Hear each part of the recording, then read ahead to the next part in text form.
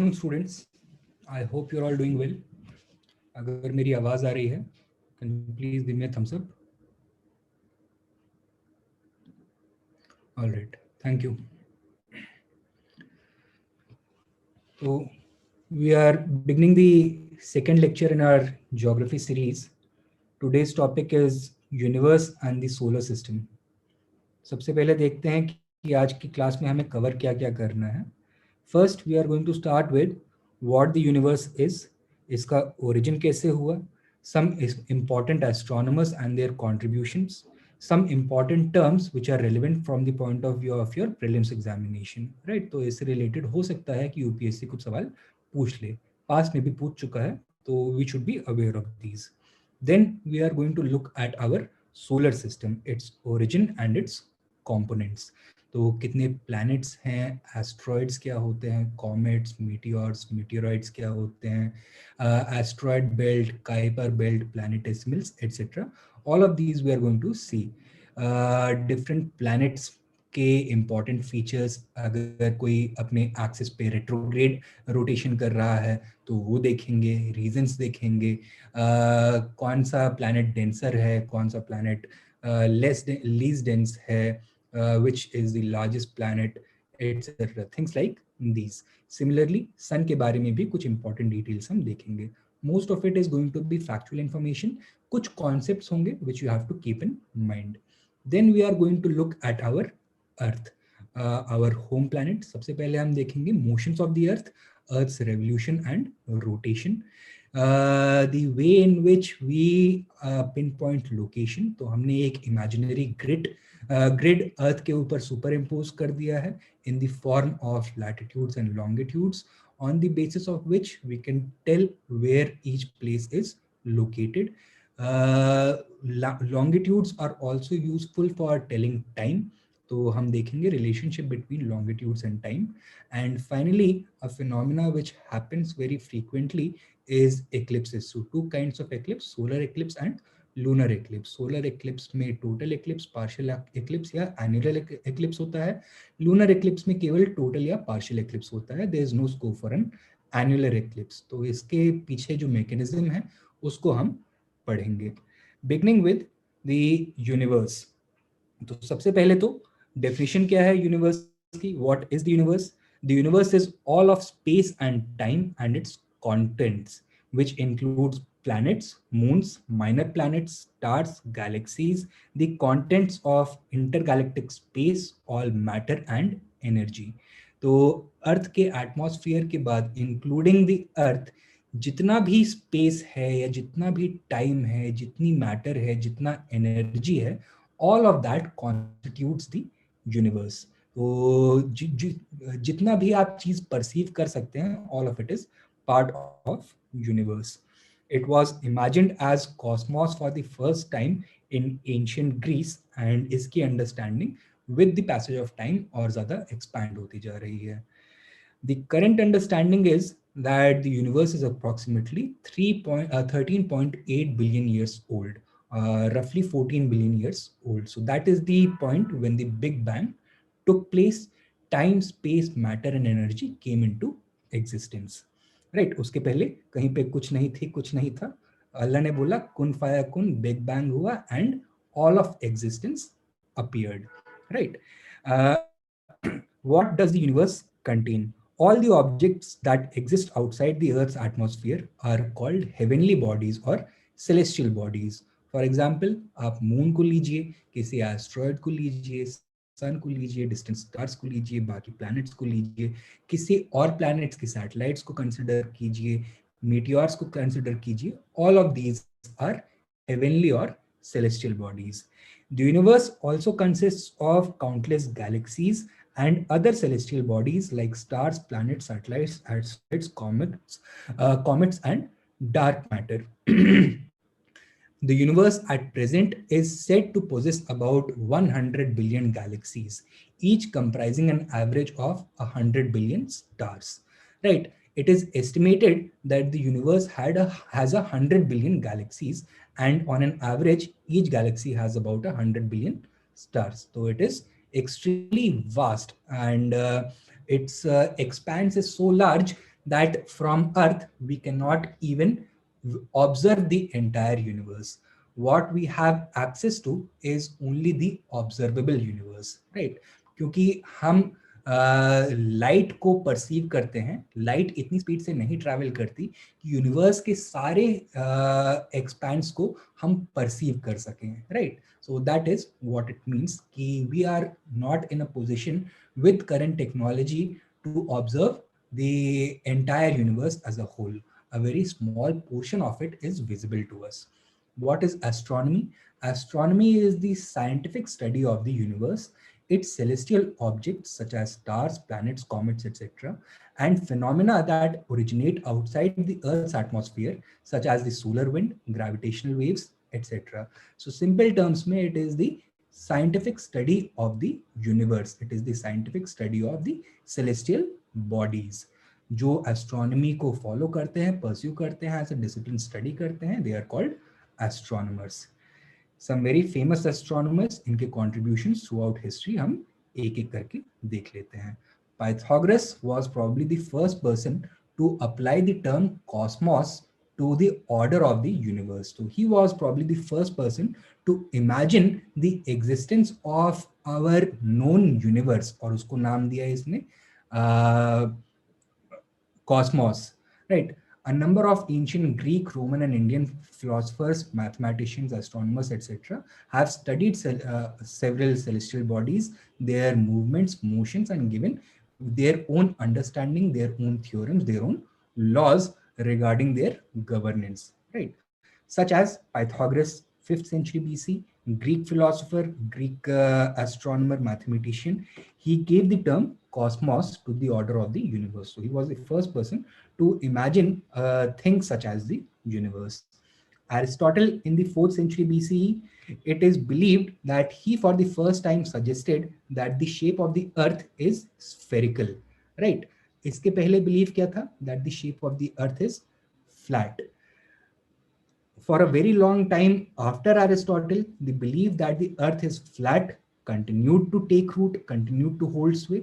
And it was only after the 16th century that it was proven that the earth is actually spherical. Eratosthenes measured the earth's diameter for the first time. He did this by measuring shadows from different places. So rough calculation पे he arrived and he measured the earth's diameter to a great degree of accuracy. Ptolemy, the Roman philosopher and geographer, gave the concept of a geocentric solar system. A geocentric solar system क्या होता है? A solar system where Earth is at the center and all other heavenly bodies are revolving around it. Right? So that is known as a geocentric solar system. Later on, obviously, this was disproved. Nicolas Copernicus, he was the person who first suggested the heliocentric model of the universe, of the solar system. Helios matlab sun. Heliocentric matlab that sun is at the center of the solar system. There are a number of Indian philosophers, Indian scholars also, who may have come to this conclusion long before Copernicus, such as Aryabhatta and Varamihir. Clear है? अच्छा. Galileo Galilei was an Italian astronomer who developed a very powerful telescope. He is regarded as the father of observational astronomy. He constructed powerful optical telescopes and observed the solar system. And he was the first person to observe the 4 primary moons of the Jupiter, also known as the Galilean moons. तो Jupiter के जो 4 सबसे बड़े moons हैं उसको सबसे पहले Galileo ने ही ऑब्जर्व किया. He was also the first person to notice the rings of Saturn. He also studied sunspots. सन के ऊपर sunspots होते हैं which are areas of lower temperature जो कि सन की मैग्नेटिक फील्ड की वजह से जनरेट होते हैं. He was the first person to study them and to provide his own hypothesis behind their origin and their nature. Johannes Kepler, the Danish astronomer, he was the one who determined that planets traveled around the sun not in circles but in an elliptical orbit. तो इसके पहले जितने भी astronomers थे वो ये believe कर रहे थे कि planets सन के अराउंड एक परफेक्टली सर्कुलर ऑर्बिट में रिवॉल्व करते हैं. But Kepler was the first who gave the idea that actually the orbit is not circular, it is elliptical. At some points in the orbit, the planets are closer to the sun. At some points in their orbit, they are farther away from the sun. While making his observations, he made three laws of planetary motion, which are relevant even today. Although his hypothesis was not perfect, but these laws have withstood the scrutiny of time and greater scientific development. And आज भी astronomers इन्हीं laws के ऊपर depend करते हैं planetary motions को study करने के लिए. Isaac Newton, the gifted British scientist and astronomer, he was the person who discovered gravity and gave his laws of motion. William Herschel, he was the astronomer who discovered Uranus and its two brightest moons and infrared radiation. तो light as we perceive it, हम देखते हैं उसको visible spectrum में, violet से लेकर red तक. Violet is shortest wavelength highest frequency, red is longest wavelength lowest frequency, but there are parts of the spectrum which are not visible to the naked eye. तो ये concept पहले prove किया किसने? William Herschel ने, when he observed infrared radiation for the first time, and from here he extrapolated कि अगर infrared radiation है तो ultraviolet radiation भी exist करता होगा, right? And thus the observational sciences moved forward. Edwin Hubble made a major discovery. He discovered that the universe is expanding. ऐसा नहीं है कि universe का size stationary है. He observed that galaxies which are away from the Milky Way galaxy are moving farther away from it. In the and ये जो movement है, this is accelerating. जो गैलेक्सी मिल्की वे से जितनी ज्यादा दूर है उसका एक्सेलरेशन उतना ज्यादा तेज हो रहा है, right? So he was the first person और one of the first people to prove that the universe is actually expanding, and this was a very foundational piece which had been missing in the Big Bang theory, क्योंकि अभी तक ये phenomena कोई observe नहीं कर पाया था कि यूनिवर्स एक्चुअली एक्सपैंड हो रहा है कि नहीं हो रहा है. George Lemaitre, he propounded the Big Bang theory. So he was the person who first gave the idea that at one point of time there existed a moment in space and time known as the singularity, where in a single point of infinitesimal size, infinite mass was concentrated, and जैसे ही ये explode हुआ, the universe came into existence, and over billions of years it continued to develop. पहले सब atomic particles बने, फिर उसके बाद atoms बने, galaxies came into existence, the stars came into existence, planets आए, फिर उसके बाद लाइफ ऑन अर्थ इन्वॉल्व हुआ. तो ज्योग्राफी पढ़ने के लिए हमको ये भी जानना जरूरी है. इसलिए भी जानना जरूरी है क्योंकि गलती से कुछ कभी कभी यूपीएससी क्वेश्चन यहाँ से पूछ सकता है. अब ये टेबल से आपको याद क्या रखना है कि मेजर जो एस्ट्रोनॉमर्स हैं उनके कंट्रीब्यूशन क्या क्या हुए हैं. जैसे कि अगर एडविन हबल का आप नाम सुनो तो सबसे पहले दिमाग में क्या आना चाहिए? सबसे पहले तो हबल टेलीस्कोप दिमाग में आना चाहिए, and you should remember that he was the one who proved for the first time that the universe was expanding. George Lemaitre का नाम आए तो सबसे पहले बिग बैंग थ्योरी चमकना चाहिए. गैलीलियो गैलीली का नाम आए तो ऑब्जर्वेशनल एस्ट्रोनॉमी आना चाहिए दिमाग में, ठीक है? moving ahead. Now, about the origin of the universe, many theories have been given, but the most widely accepted among them in the scientific community is the Big Bang theory. It was propounded in the 1920s by George Lutmier, and he proposed that the entire universe exploded out of a single point known as a singularity, where the entire mass and energy of the universe was concentrated. तो एक बहुत छोटे से space of infinitesimally small size with an infinite mass, वहां पे सारा का सारा मैटर, सारा का सारा मास concentrated था. and this exploded where entire mass and energy of the universe was concentrated.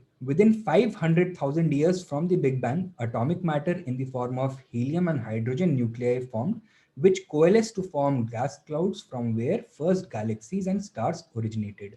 The universe has been expanding in all directions since the Big Bang. तो ये ग्राफिक में आपको ये जो पॉइंट दिख रहा है, दिस इज सिंगुलैरिटी. ठीक है, यहाँ पे this was 13.8 billion years ago approximately. Now in under 1 second of the Big Bang बहुत सारे डेवलपमेंट्स हुए. इनको बोला जाता है पार्टिकल ईरा. तो यहाँ पे जो फाउंडेशनल particles होते हैं such as muons, gluons, quarks, etc. All of these came into existence in a cosmic soup, and these were the foundational matter for atoms of the later stage. They evolved into, यहाँ पे nucleosynthesis हुआ, that means the process of formation of nuclei. उसकी वजह से nuclei बना such as protons and electrons, helium and hydrogen के atoms बनने शुरू हुए. Era of atom शुरू हुआ. Atoms and plasma stars began to form. So era of atoms, which roughly took place about 500,000 years after the Big Bang, corresponds with the first time that galaxies began, or sorry, that atoms began to form, and they released light. जब light release हुआ, तो light किसके form में release हुआ? What is the particle which carries light? Photon, right? Photons release हुए, and these photons, they became dissipated in the background as background radiation. So आगे जाके आप देखेंगे that cosmic background radiation is one of the proof of the existence of, or is one of the proof which is given for the Big Bang theory, right? तो आपको यहाँ से याद क्या रखना है that about 500,000 years after the Big Bang, 5 lakh years after the Big Bang, era of atom शुरू होता है, and about a billion years after the Big Bang, the first galaxies began to form. And in the present time, human beings have developed the science and technology to observe the cosmos, to observe the universe. ठीक है, so ये यहाँ पे main dividing line है. इसके पहले the universe was in a very concentrated state. It was expanding rapidly. Energy बहुत ज़्यादा concentrated थी. बहुत कम space में सारा mass concentrated था. Therefore, it was not possible for atoms to form. 500,000 years after the Big Bang, the universe had cooled down enough that जो cosmic plasma था, that began to condense in the form of nuclei, and वहां से atoms का formation शुरू हुआ. आगे जाकर के they coalesced into all known organic matter and inorganic matter. So elements, atoms are the basic building blocks of all matter that is known. तो इन्हीं से stars बने, इन्हीं से organic matter भी बना. ठीक है, अच्छा, evidence for the big bang theory हमको कहाँ से मिलता है? सबसे पहले तो one evidence is the red shift phenomena. सुना है कभी red shift phenomena? This is an evidence of the big bang theory. किसके ऊपर बेस्ड है ये? डॉपलर इफेक्ट के ऊपर बेस्ड है. अभी मैंने बताया कि विजिबल स्पेक्ट्रम में लोएस्ट वेवलेंथ होती है वायलेट की, लोएस्ट वेवलेंथ होती है या वायलेट की, एंड हाईएस्ट वेवलेंथ होती है रेड की. लोएस्ट फ्रीक्वेंसी होती है वायलेट की, हाईएस्ट फ्रीक्वेंसी होती है वायलेट की, एंड लोएस्ट फ्रीक्वेंसी होती है रेड की, राइट? तो ऑब्जर्व ये किया गया कि अगर ये एक सोर्स है, ये एक सोर्स है और ये एक ऑब्जर्वर है, and if they are moving closer to each other, either the source is moving closer to the observer or the observer is moving towards the source, तो यहां से एमिट होने वाली जो वेवलेंथ है, जो वेव है, वो कंप्रेस हो जाती है. ठीक है, तो अगर पास आ रहे हैं तो वायलेट की तरफ शिफ्ट होना चाहिए लाइट को, लेकिन अगर दूर जा रहा है कोई ऑब्जर्वर मान लीजिए इस सोर्स से, दूर जा रहा है, इसका डिस्टेंस इंक्रीज हो रहा है. Let me show you on this side. अगर वेवलेंथ सॉरी अगर डिस्टेंस इंक्रीज हो रहा है तो the same wave is going to become elongated. तो इसकी वेवलेंथ इंक्रीज हो जाएगी. क्लियर है? जब इसकी वेवलेंथ इंक्रीज हो गई, that means on the visible spectrum it has shifted towards which one? Towards violet और टुवर्ड्स रेड? यहां पे आपको डायग्राम में भी दिख रहा होगा कि टुवर्ड्स रेड वाला जो वेवलेंथ है वो लंबा है, it is an elongated wave. Towards violet वाला बहुत फ्रीक्वेंटली एम्पलीट्यूड में चेंजेस हो रहे हैं. So that is violet shift. अगर कोई दूर जा रहा है तो टुवर्ड्स द रेड शिफ्ट होगा. हमको ये रेड शिफ्ट ऑब्जर्व करने के लिए मिलता है यूनिवर्स में. डिफरेंट लाइट सोर्सेस से जो लाइट आ रही है, we are finding that gradually उसकी वेवलेंथ बढ़ती जा रही है, उसकी फ्रीक्वेंसी कम होती जा रही है. That means from our position on earth or from our position in space, जहां से भी हम इस फिनोमेना को ऑब्जर्व कर रहे हैं, उसका डिस्टेंस ग्रेजुअली इंक्रीज होते जा रहा है. अगर इंक्रीज हो रहा है तो क्या मतलब हुआ? That the universe is expanding. if the universe was not expanding, if it was stationary, तो कोई चेंज वेवलेंथ में हमको देखने के लिए नहीं मिलता. if it was contracting, तो क्या होता? Wavelength would have been decreasing and violet की तरफ शिफ्ट हो रहा होता. क्लियर है इतना?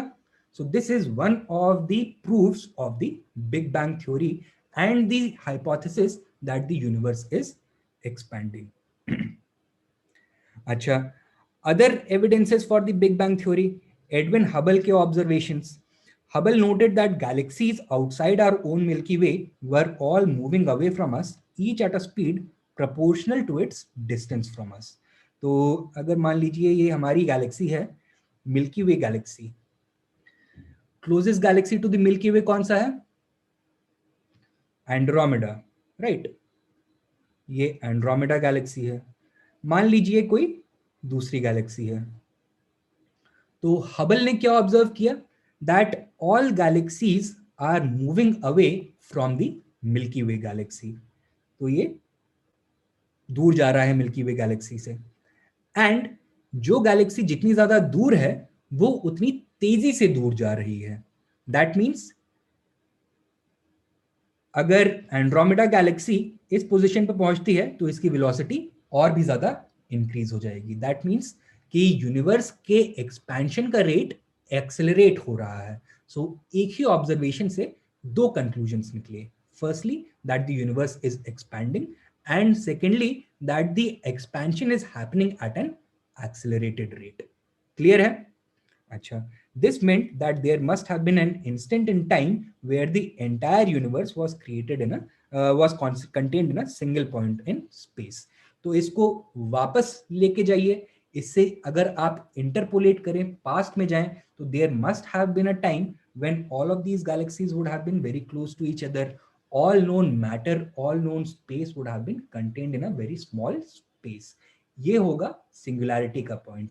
And this was the point जब बिग बैंग हुआ and matter and time and space energy came into existence and all of this began expanding. Clear है इतना? So this is what Hubble tried to prove. Third is cosmic microwave background radiation. मैंने बताया था जब era of atoms शुरू हुआ तो energy was released in the form of light, in the form of photons, and photons became background radiation. तो आप ये मान लीजिए कि ये बैकग्राउंड रेडिएशन एक समुंदर की तरह है जिसमें बाकी सारे मैटर फ्लोट कर रहे हैं, राइट. हैड और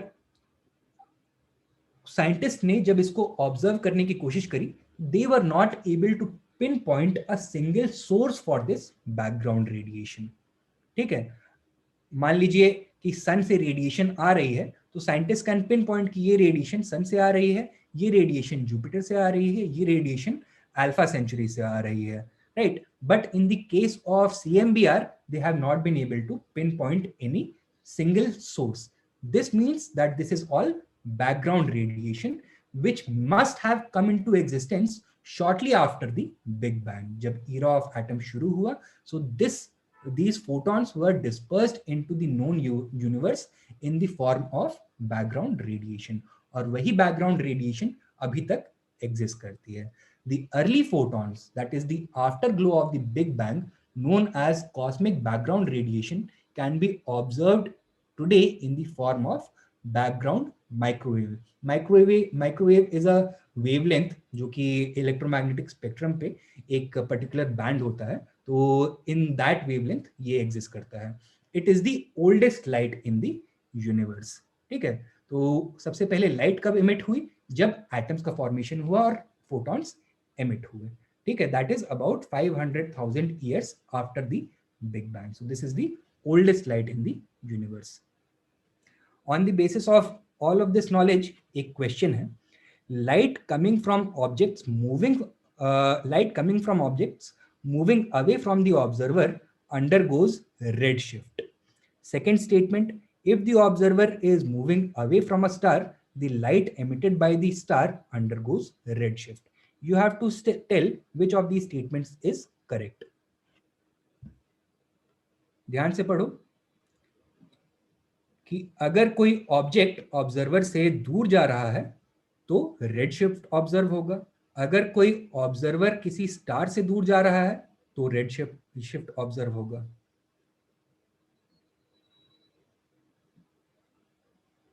ओके, गुड, वेरी गुड. तो both of these statements are correct. The distance between the observer and the source should be increasing for the wave to get elongated. और जब wave elongate होगी तो red shift होता है. It does not matter कि source observer से दूर जा रहा है या ऑब्जर्वर सोर्स से दूर जा रहा है.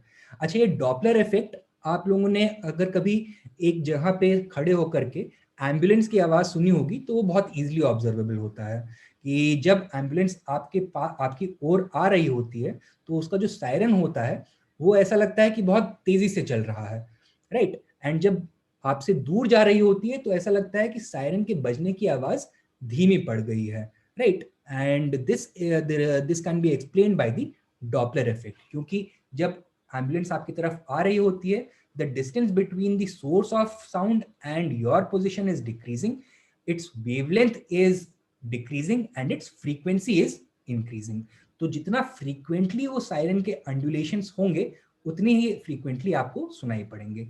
And when it is moving away from you, तब the distance is increasing and the wavelength is increasing, frequency is decreasing. ऐसा लगता है कि siren अब कम स्पीड से घूम रहा है, राइट. सो कुछ रियल लाइफ एग्जांपल से भी आप लोगों को भी मैं ये सजेस्ट करूंगा कि खुद भी पढ़ाई करने की कोशिश किया करिए, राइट. अनदर क्वेश्चन 2012 में यूपीएससी ने पूछा, which of the following is or are cited by scientists as evidence or evidences for the continued expansion of the universe. इनमें से कौन से दिए गए एविडेंस साइंटिस्ट ने continued expansion of the universe को एक्सप्लेन करने के लिए यूज किए हैं? One is detection of microwaves in space, two is observation of redshift phenomena in space, three is movements of asteroids in space, and fourth is occurrence of supernova explosions in space. तो बताइए which should be the correct answer out of these? 1 and 2 only, 2 only, 1, 2 and 3, or none?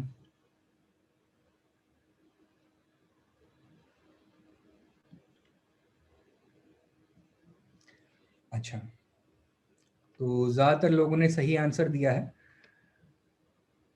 Both 1 and 2 are correct, so the correct answer is A. बाकी दोनों expansion of the universe को नहीं explain कर सकते. Detection of microwaves in space, क्योंकि microwave जो background radiation है originally कब बनी थी? Shortly after the big bang, 5 lakh years after the big bang. But right now it is present throughout the universe.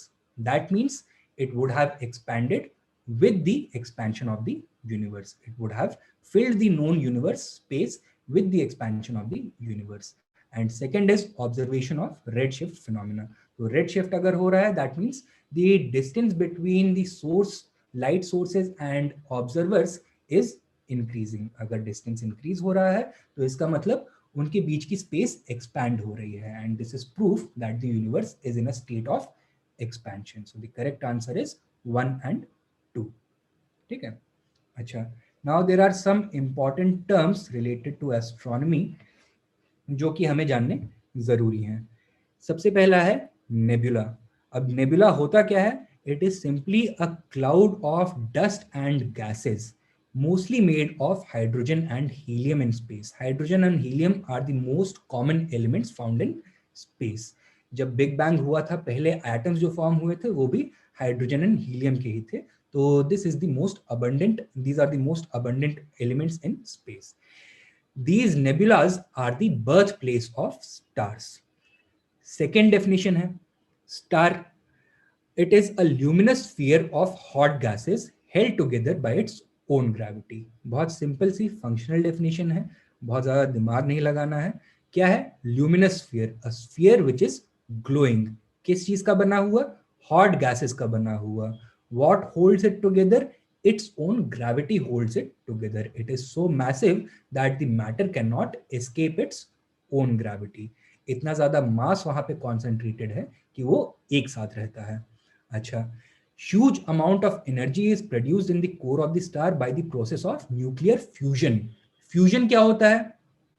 When two atoms are joined together, right? हमारे सन में nuclear fusion होता है, that is the source of our sun's energy, right.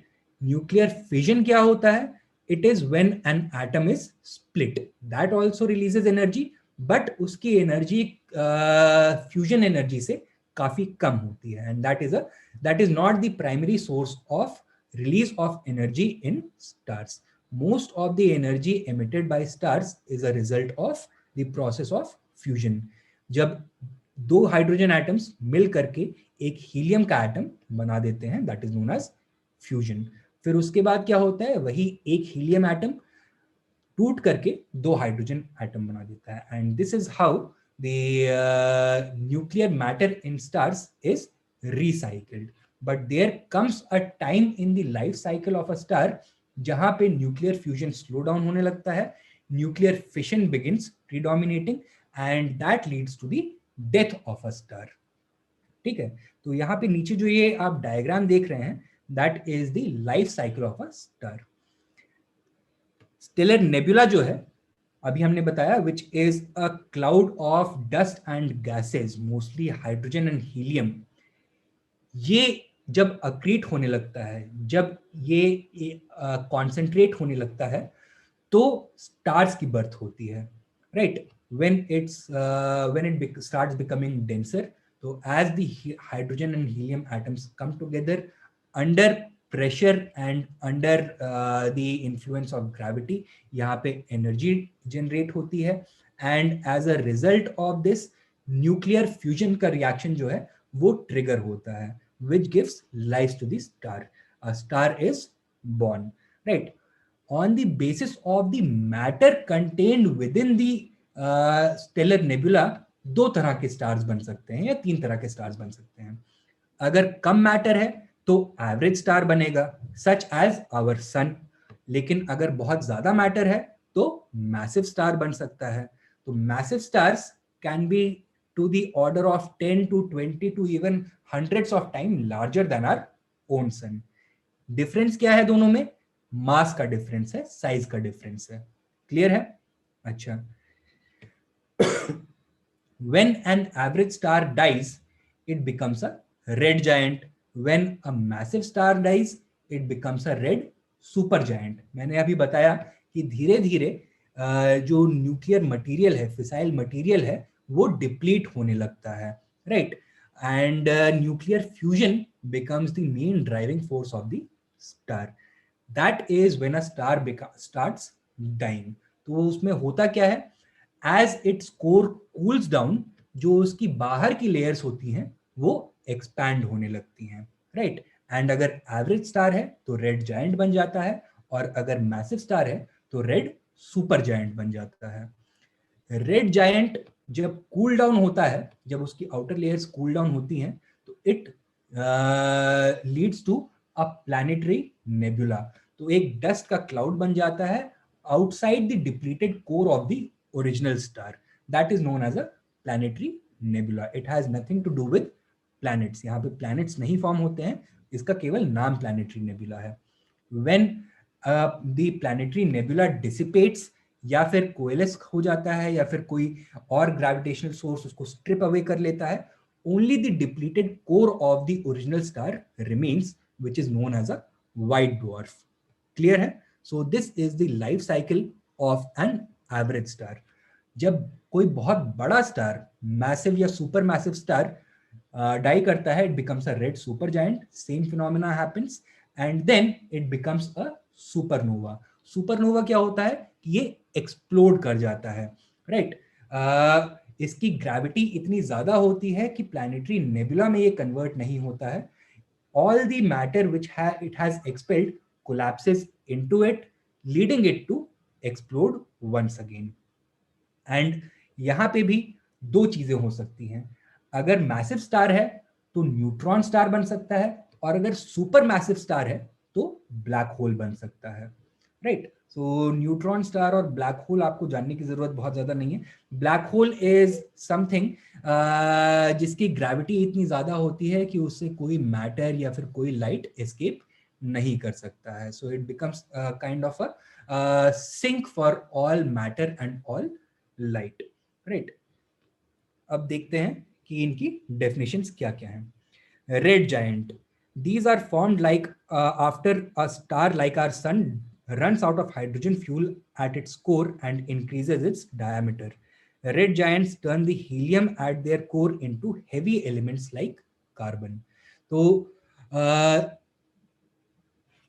जो ये वाला stage है, यहां से यहां तक आने में क्या हो रहा है कि जो बाहर की लेयर्स थी वो तो एक्सपेल हो गई हैं, लेकिन जो कोर था वहां पे जो हीलियम बचा हुआ है उसका फ्यूजन होना शुरू होगा. अभी तक हाइड्रोजन का फ्यूजन हो रहा था, अब हीलियम का फ्यूजन होगा. हीलियम का एटॉमिक वेट कितना होता है? 2 होता है. 2 + 2 is 4. That is the atomic weight of carbon. 4 + 4 is 8. That is the atomic weight of oxygen. 8 + 8 is silicon. That is the atomic weight of 16. That is the atomic weight of silicon. तो यहां से heavier elements such as carbons, oxygen, silicon, etc. बनने शुरू होते हैं, right? And the star keeps on colliding upon itself. अच्छा, और अगर बहुत बड़ा स्टार है कोई, very large red giant is often known as a super red giant. Clear है? तो केवल मास का, केवल साइज का डिस्टिंक्शन है.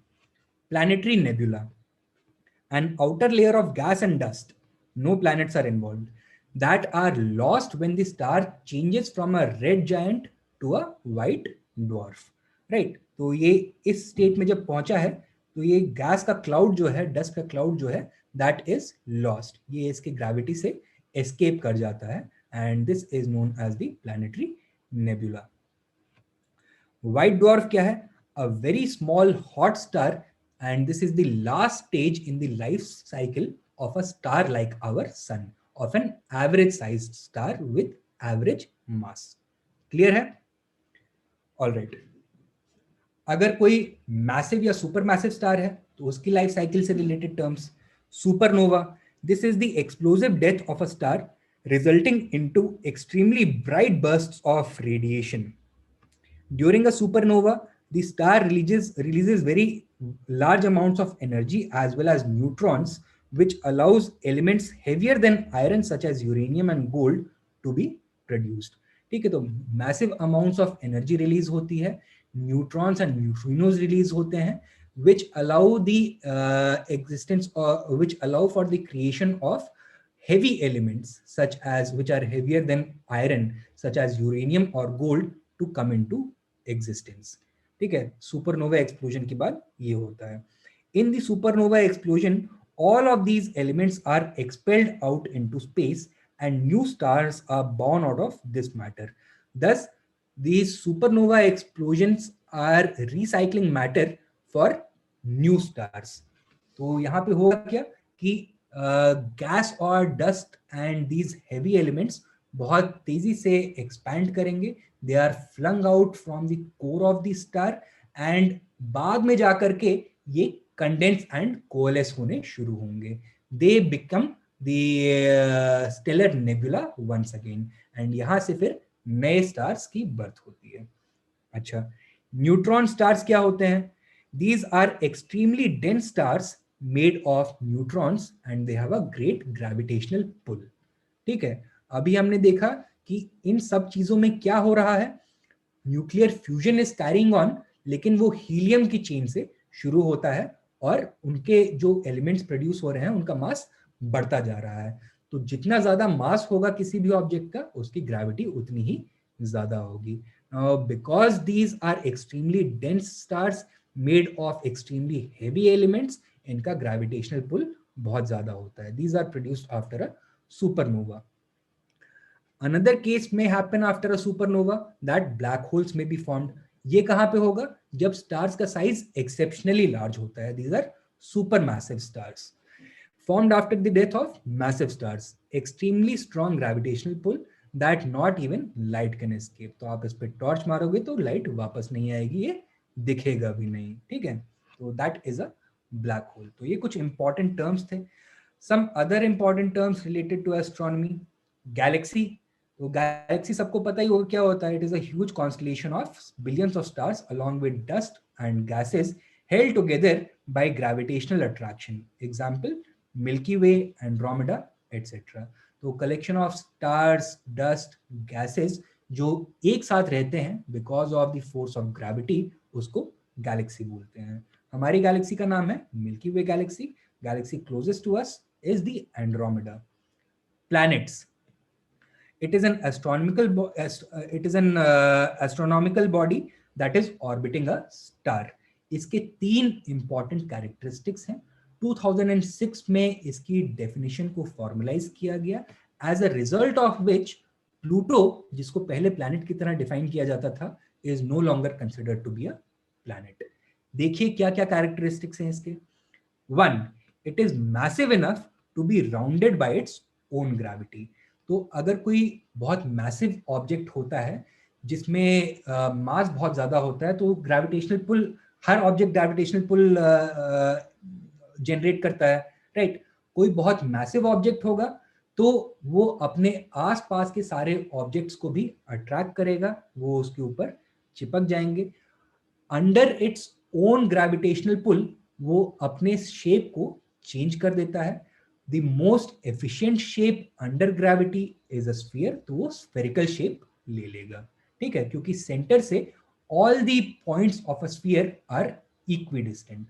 So that is why जितने भी massive objects होंगे, you will always find कि massive celestial bodies हमेशा spherical shape की होंगी.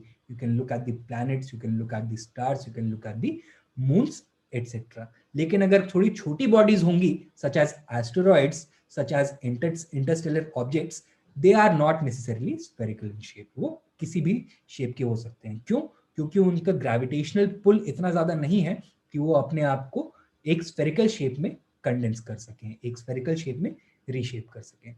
Second important point is that it should not be massive enough to cause thermonuclear fusion. अगर thermonuclear fusion यहाँ पे होने लग जाएगा, so it is no longer going to be a planet. क्या बन जाएगा? ये स्टार बन जाएगा, राइट. तो सेकेंड कंडीशन ये है. Third condition is that it should have cleared its neighbouring region of planetesimals और स्मॉलर डिब्री. तो इसका ग्रेविटेशनल पुल इतना स्ट्रांग होना चाहिए कि अपने ऑर्बिट के आसपास जितने भी ऑब्जेक्ट्स हैं उनको ये क्लियर कर दे, उनको ये अपनी तरफ अट्रैक्ट कर ले. Either they fall to the surface as meteorites or they fall to the surface as dust, or they are bounced off its atmosphere और ये कहीं और चले जाते हैं, राइट. तो प्लूटो को प्लैनेट की डेफिनेशन से हटाया क्यों गया? बिकॉज ये पहली 2 कंडीशंस को तो फुलफिल करता है, बट थर्ड कंडीशन को नहीं फुलफिल करता है. The orbit of Pluto is in the Kuiper belt. Kuiper belt अभी आप जाके पढ़ेंगे दैट यहाँ पे बहुत सारे छोटे छोटे स्पेस डिब्री जिनको प्लैनेटेसिमल बोला जाता है प्रेजेंट है. तो Pluto, although it fulfills the first two conditions, it has not been able to fulfill the last one. कुछ और भी प्लैनेटॉइड्स हैं, डॉर्फ प्लैनेट्स हैं जो प्लूटो की ही कैटेगरी में रखे गए हैं. We are going to learn about them as well, right. अच्छा, then we come to natural satellites और मून्स. ये क्या होता है natural satellite? It is body, it is an astronomical body that orbits a planet or minor planet or sometimes another small solar system body. तो कोई भी ऐसा object जो किसी दूसरे हेवनली बॉडी के अराउंड रिवॉल्व कर रहा हो. It may be a satellite which revolves around a planet, और it may be a satellite which revolves around a planetoid, a satellite which revolves around a planetesimal, or even around another small body, right? तो इसको बोल दिया जाता है satellite. For example, moon is a natural satellite of the earth. Clear है? अच्छा, next term planetary system. Gravitationally bound system of a star and the objects that orbit it either directly or indirectly. तो क्या है solar system, planetary system? Gravitationally bound system of a star. यहाँ पे star होना चाहिए and all the heavenly bodies in that system should be gravitationally bound to that star either directly और indirectly. या तो प्लैनेट्स को अपने स्टार के अराउंड रिवॉल्व करना चाहिए, या फिर प्लैनेट्स की सैटेलाइट्स को प्लैनेट्स के अराउंड रिवॉल्व करना चाहिए. So there must be a direct gravitational relationship either between the star and the heavenly bodies or between the heavenly bodies and other heavenly bodies. Clear है? अच्छा, planetary system may consist of one or more stars which are surrounded by different revolving celestial bodies which are classified as planets, comets, satellites or moons, asteroids, etc. ठीक है. तो कोई जरूरी नहीं है कि किसी प्लैनेटरी सिस्टम में एक ही स्टार हो. Some planetary systems are binary systems. तो वहां पे दो स्टार्स होते हैं. तो एक ये स्टार हो गया, एक ये स्टार हो गया, और इसके अराउंड सारी हेवनली रोटेट कर रही हैं, रिवॉल्व कर रही हैं, and these stars are also revolving around each other. तो इस तरह के भी कुछ केसेस देखने के लिए मिलते हैं. तो वन और मोर स्टार्स. लाइट ईयर क्या होता है? It is the distance covered by light in vacuum in 1 year. Light की स्पीड क्या होती है? 3 into 10 to the power 8 meters per second, and it equals 9.46 into 10 to the power 12 kilometers per 12 kilometers. याद क्या रखना है? Light year is not a unit of time, it is a unit of distance. ठीक है, तो दूरी में को नापने के लिए यूज किया जाता है. एस्ट्रोनॉमिकल यूनिट क्या होता है? It is the mean distance between the earth and the sun, रफली अराउंड 149-150 मिलियन किलोमीटर्स. तो इसको एक एस्ट्रोनॉमिकल यूनिट बोला जाता है. तो interstellar spaces are usually measured in terms of light years, and interplanetary spaces are usually measured in terms of astronomical units, क्योंकि interplanetary spaces हमारे solar system में कम है. It does not take an year to measure for the light from sun to reach the last extent of our solar system. लेकिन एक star से दूसरे star तक light पहुंचने के लिए कई साल लग सकते हैं. So the distance between two different stars may be measured in terms of light year. Okay? अच्छा, our solar system, हमारा जो solar system है उसके कुछ characteristics. It consists of the sun, 8 planets, their satellites, asteroids, comets, and dwarf planets.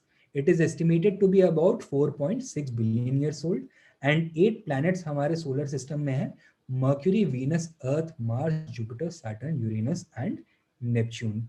इसके लिए एक बहुत आसान सा निमोनिक है, हर बच्चे को पढ़ाया भी जाता है. आई एम श्योर आप लोगों को भी पता होगा. My very excellent mother just served us noodles.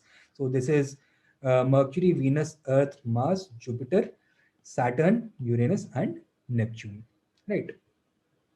Next topic is about the origin of the solar system, कि आखिर सोलर सिस्टम की बर्थ हुई कैसे। तो इसके लिए अलग अलग हाइपोथेसिस दी गई हैं, अलग अलग स्कॉलर्स ने दी हैं। आपको करना क्या है, यू हैव टू रिमेंबर कि कौन सी थ्योरी किस एस्ट्रोनॉमर ने या फिर किस स्कॉलर ने प्रपाउंड करी है, एंड इसमें सबसे इंपॉर्टेंट पॉइंट क्या है, तो what makes it distinct from other theories. Clear है, केवल इतना ही चीज याद रखना है। For example, the nebular hypothesis theory was propounded by Immanuel Kant, and इसको फर्दर रिवाइज किया लैप्लास ने in 1796. These astronomers or these scientists propounded that planets were formed out of slowly rotating cloud of gas and dust called a nebula.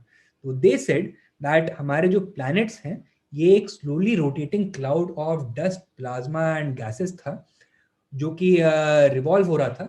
जब ये कोएलेस हुआ तब ये हमारे planets बने। Nebula cooled down gradually and contracted, shelling out rings of gases and dust.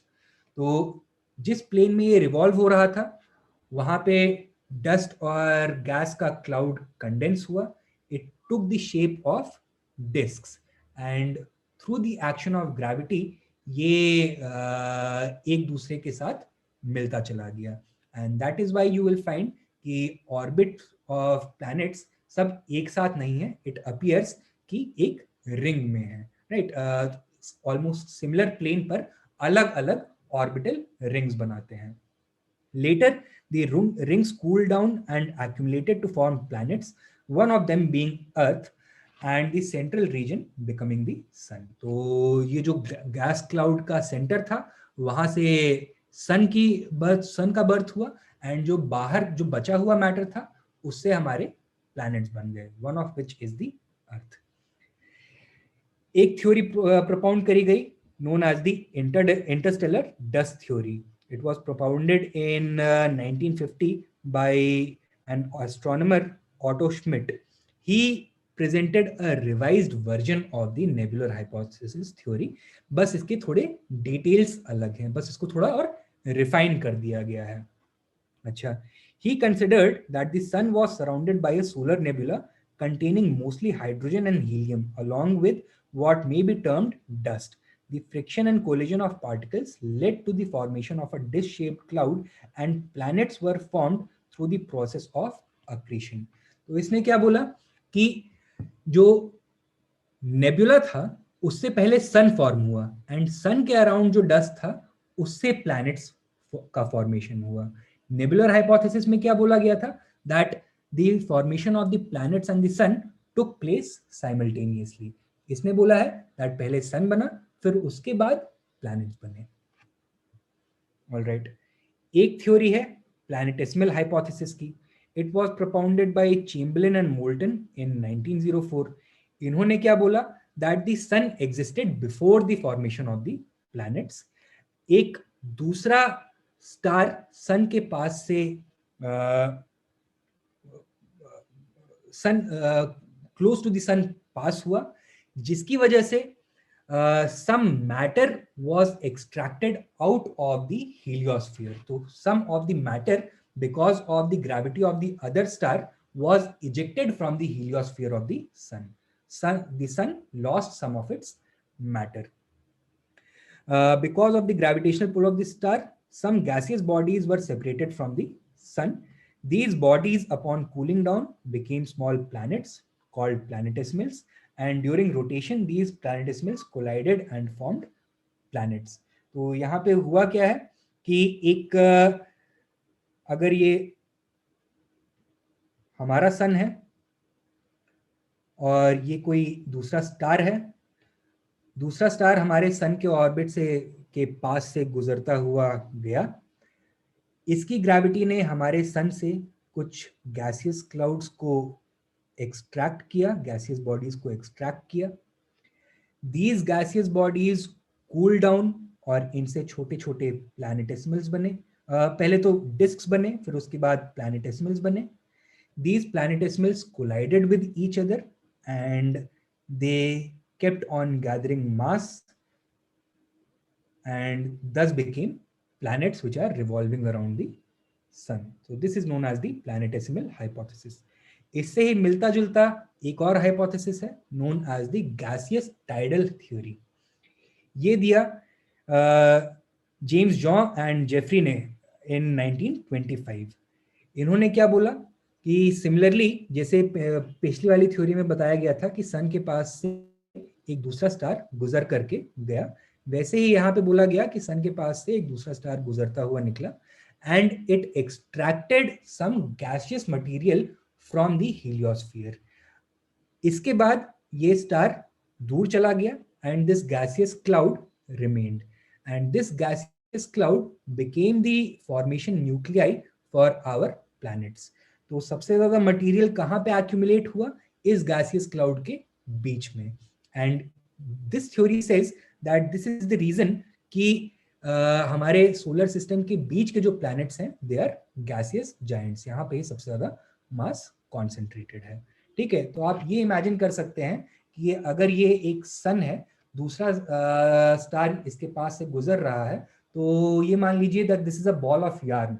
ऊन का गोला है, उसमें से थ्रेड को एक्सट्रैक्ट किया एंड फिर वहां थोड़ी दूर पे ले जाकर के छोड़ दिया. दिस क्लाउड, जो ये yarn which has been extracted, it is going to spin and form planets. जहां पे सबसे ज्यादा ऊन होगा वहां पे सबसे बड़े प्लैनेट्स आएंगे. सबसे ज्यादा ऊन, सबसे ज्यादा गैसेस बीच में थी, तो इसलिए यहाँ पे सबसे बड़े गैस जायंट्स बन के आए. राइट. अच्छा, planets can be classified into two types, inner planets also known as planets and outer planets or the gas giants, they are also known as the Jovian planets. Right. inner planets के क्या characteristics हैं? सबसे पहले तो there are 4 inner planets. कौन कौन से? Mercury, Venus, Earth and Mars. There are 4 outer planets: Jupiter, Saturn, Uranus and Neptune. Inner planets का के characteristics क्या है?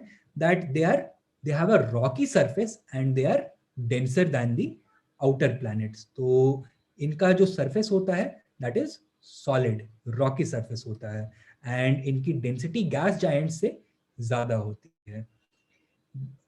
They are formed in the close vicinity of the sun. Intense solar winds blew off lots of early gases.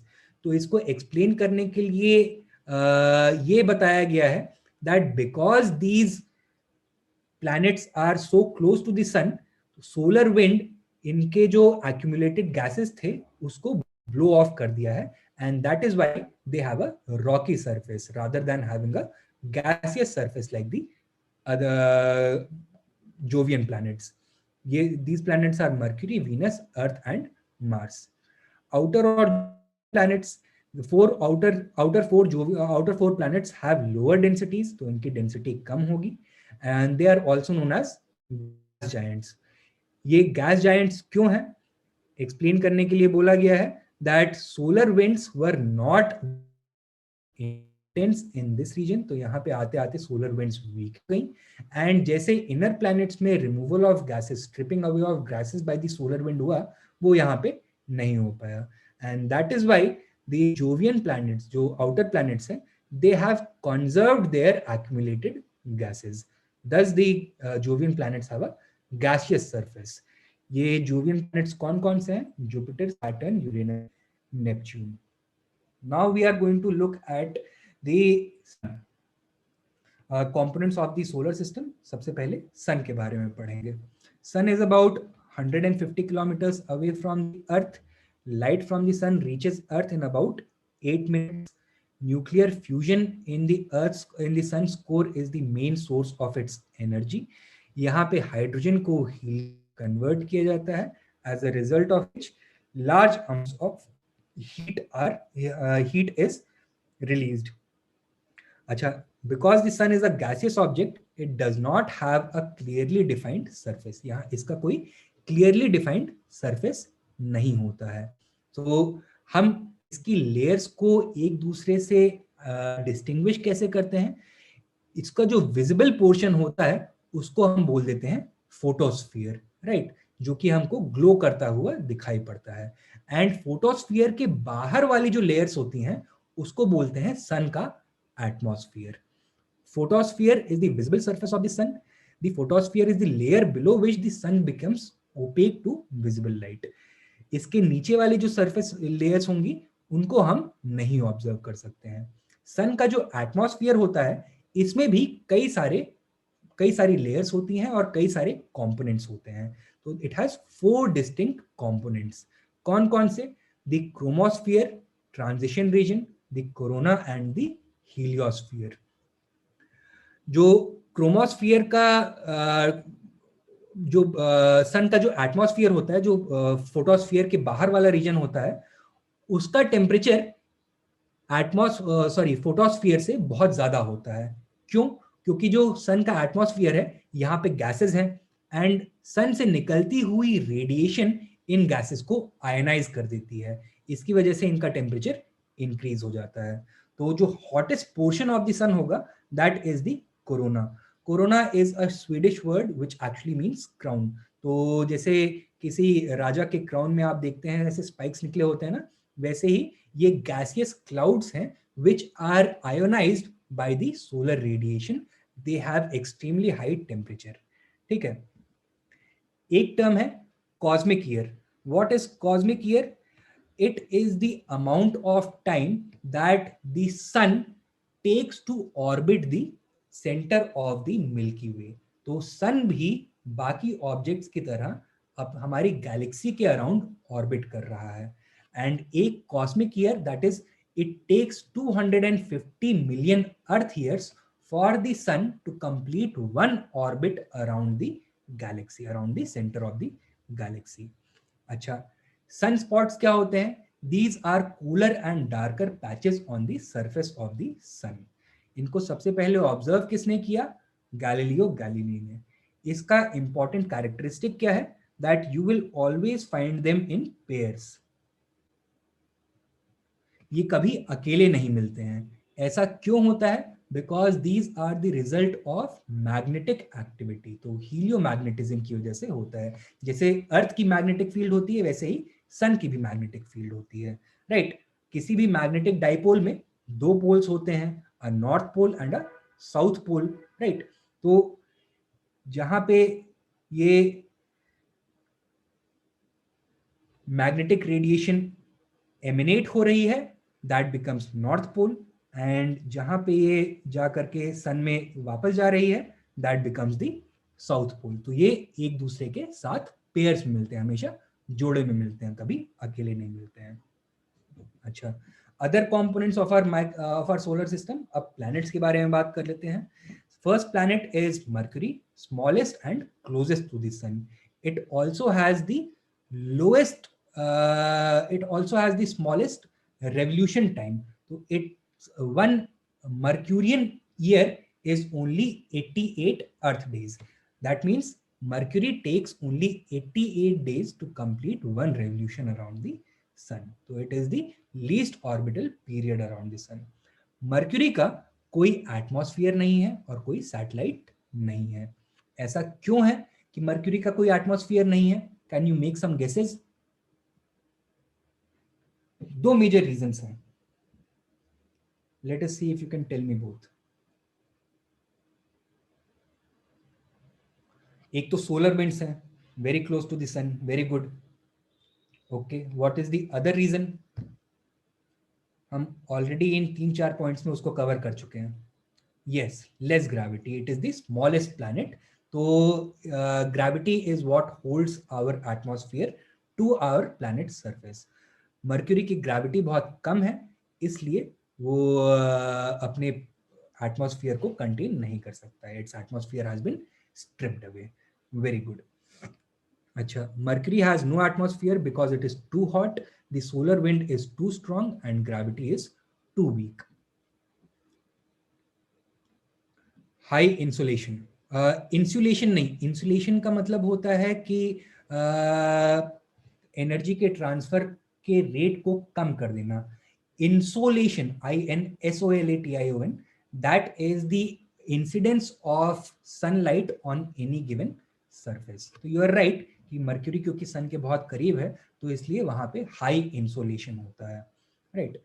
अच्छा, another thing to remember about Mercury कि हमने ये तो पढ़ा कि यहाँ पे टेम्परेचर्स बहुत हाई होते हैं, बट हाई कौन सी वाली साइड पे होंगे? Only on the side facing the sun, because Mercury does not have any atmosphere, the side which is facing away from the sun can become quite cold, ठीक है।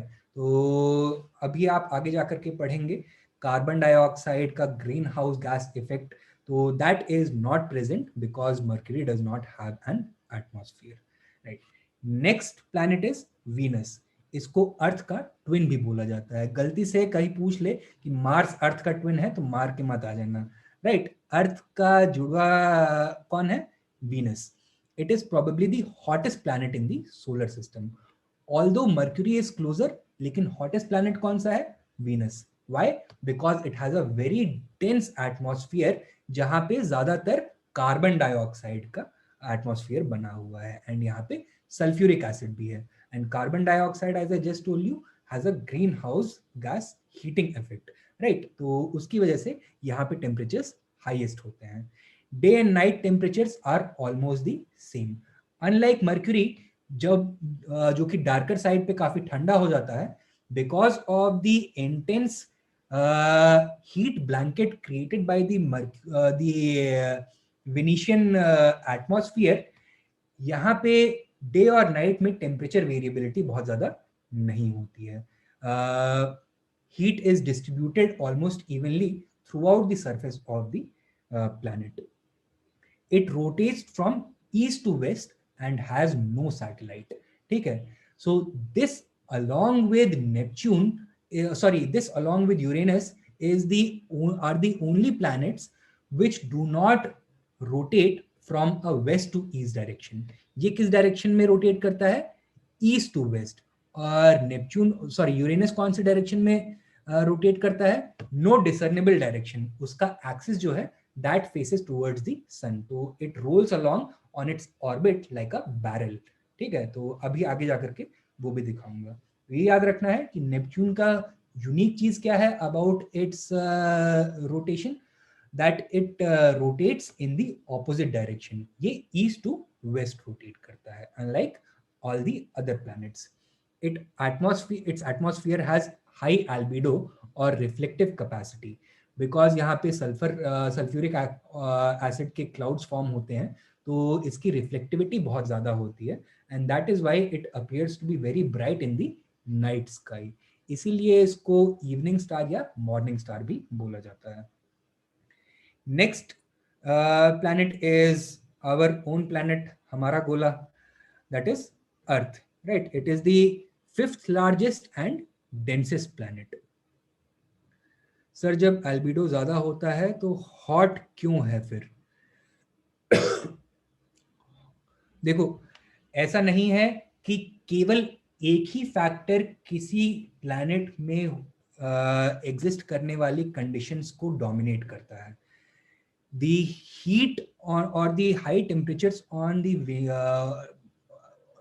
The surface of Venus are a result of its dense carbon dioxide rich atmosphere.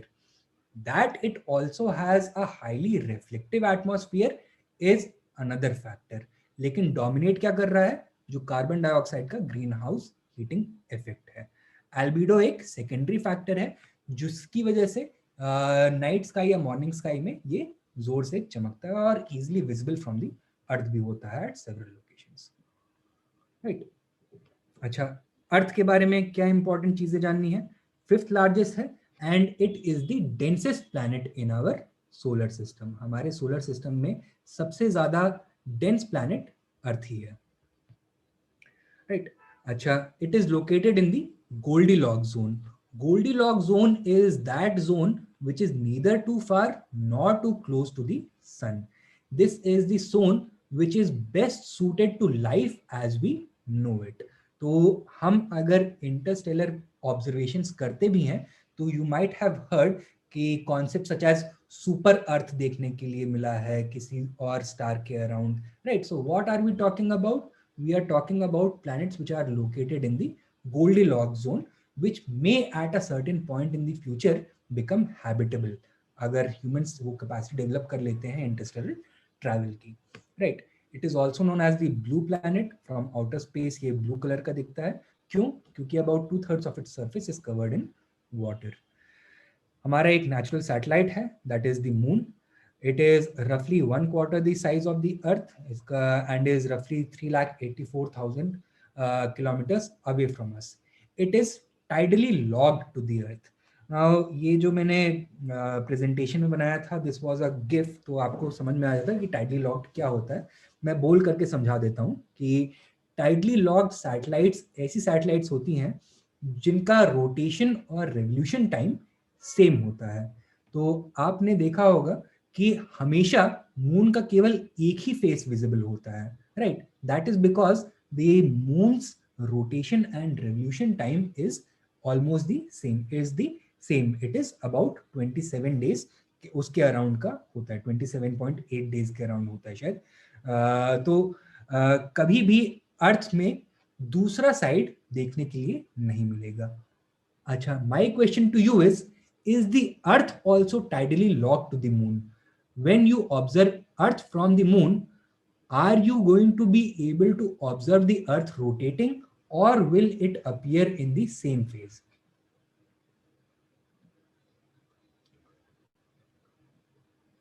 The question है, is the earth tidally locked to the moon? It is not. तो अगर हम moon से अर्थ को observe करते हैं तो अलग अलग फेजेस देखने के लिए मिलते हैं. क्लियर है? राइट. अच्छा, tidally locked to earth when an object's orbital period matches its rotational speed, it revolves around earth in about 27 days, which is the same time it takes to complete one rotation. As a result, we can only see one side of the moon. अच्छा, next planet is Mars. इसको red planet भी बोला जाता है. It has a thin atmosphere comprising mostly of nitrogen and argon. इसके दो small satellites हैं, Phobos and Deimos. दो मून्स हैं इसके, Phobos and Deimos. Red colour इसका कहां से आता है? रस्ट से, that is iron oxide. Beyond Mars is the asteroid belt. यहाँ पे there are a number of millions of objects which circle the sun in a zone flying between Mars and Jupiter. तो location of the asteroid belt अगर आपसे UPSC पूछ लेता है तो भूलना नहीं है, it is between the planets of Mars and Jupiter. याद रहेगा? तो जुपिटर और मार्स के बीच में एस्ट्रॉयड बेल्ट लोकेटेड है. एस्ट्रॉयड होते क्या हैं? These are small solar system bodies composed mainly of refractory rocks, that is जिनका सरफेस सॉलिड होता है, and metallic minerals with some ice. तो यहाँ से सन से इतने दूर है कि यहाँ पे अगर कोई मॉइस्चर प्रेजेंट है या फिर कोई गैसेस प्रेजेंट है तो यूजुअली ये सॉलिडिफाइड स्टेट में होते हैं, दे आर फ्रोजन ओवर. इनके अलग अलग साइजेस हो सकते हैं. They may range from hundreds of kilometres to microscopic. तो डस्ट पार्टिकल जितने बड़े भी एस्ट्रॉइड्स हो सकते हैं, एंड प्लैनेटेसिमल जितने बड़े भी एस्ट्रॉइड्स हो सकते हैं. The largest asteroid is Ceres and it is considered to be a dwarf planet.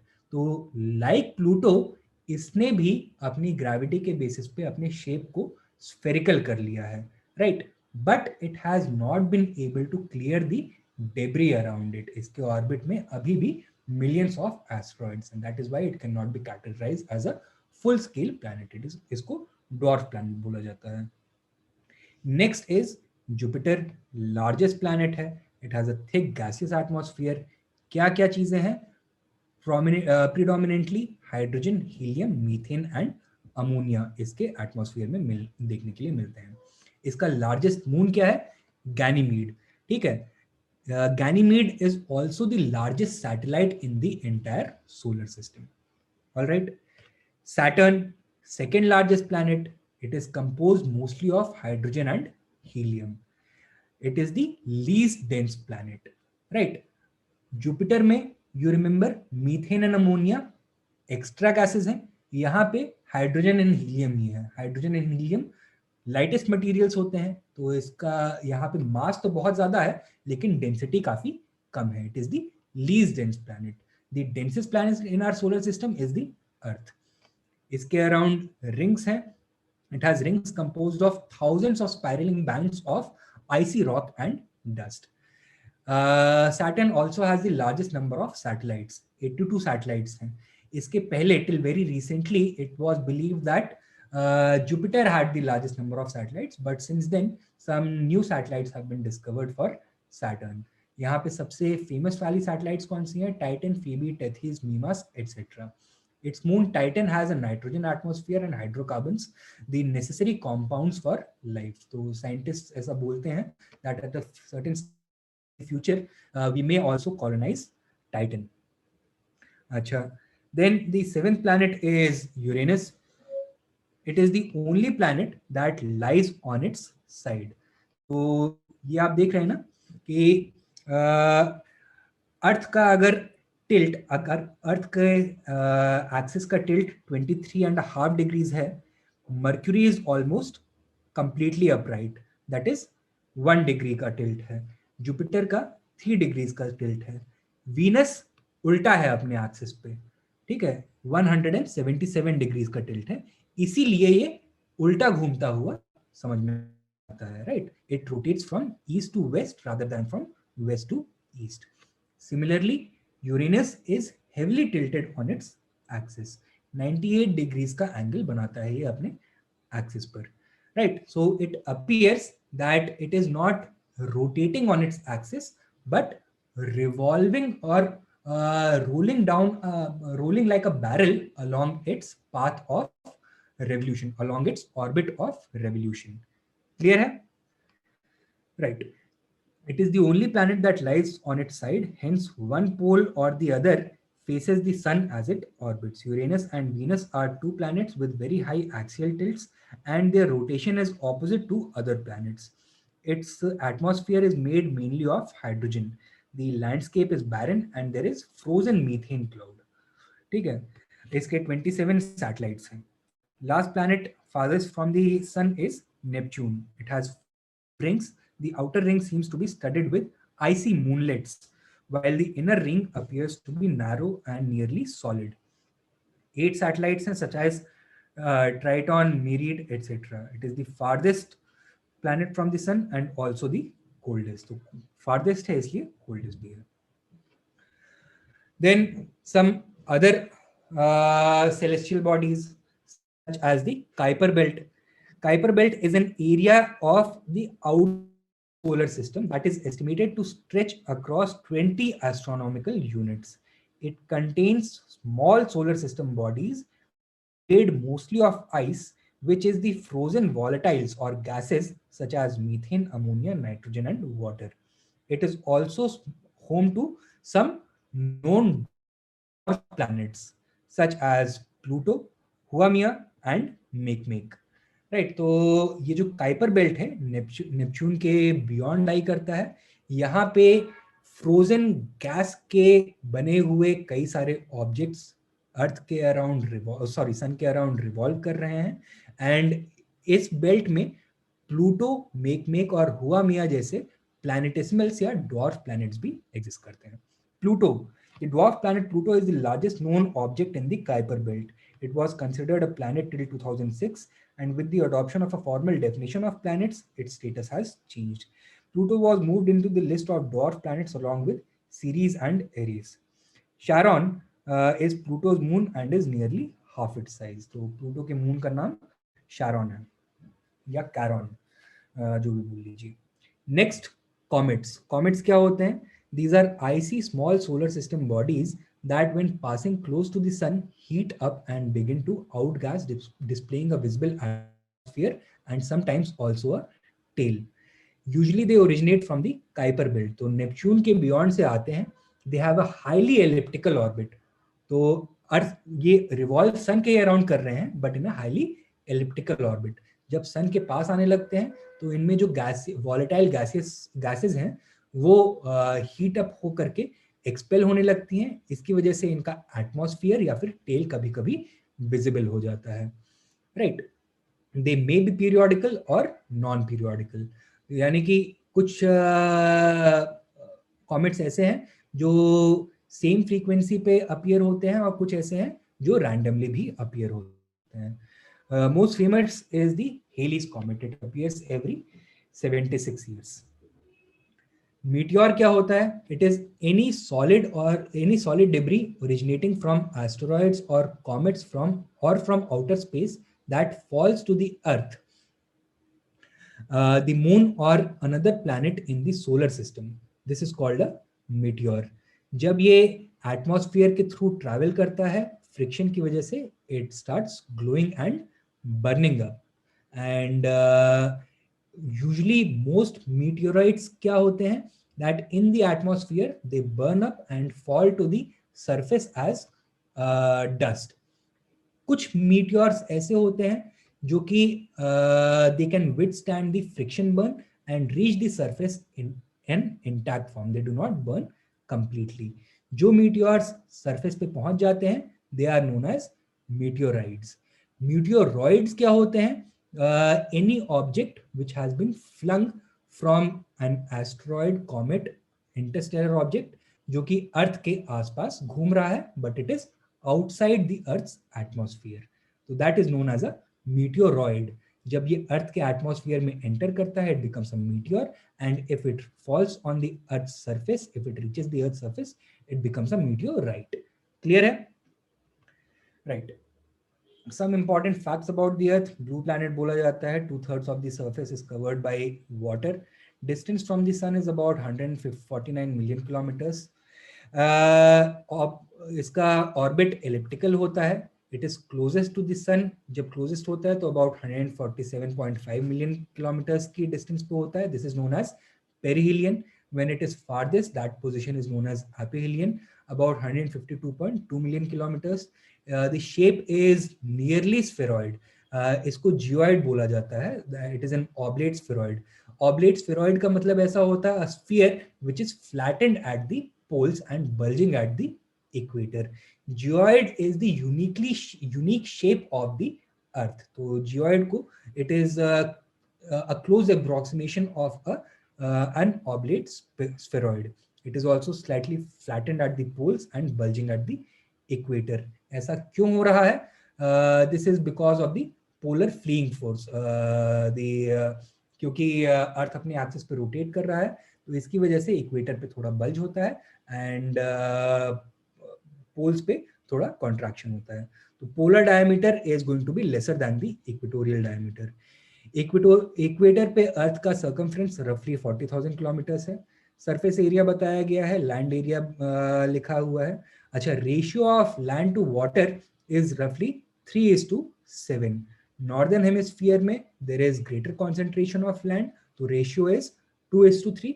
Southern hemisphere में it is 1:4. Southern hemisphere has the largest surface area under water. It rotates on its axis at a speed of roughly 1600 kilometers per hour.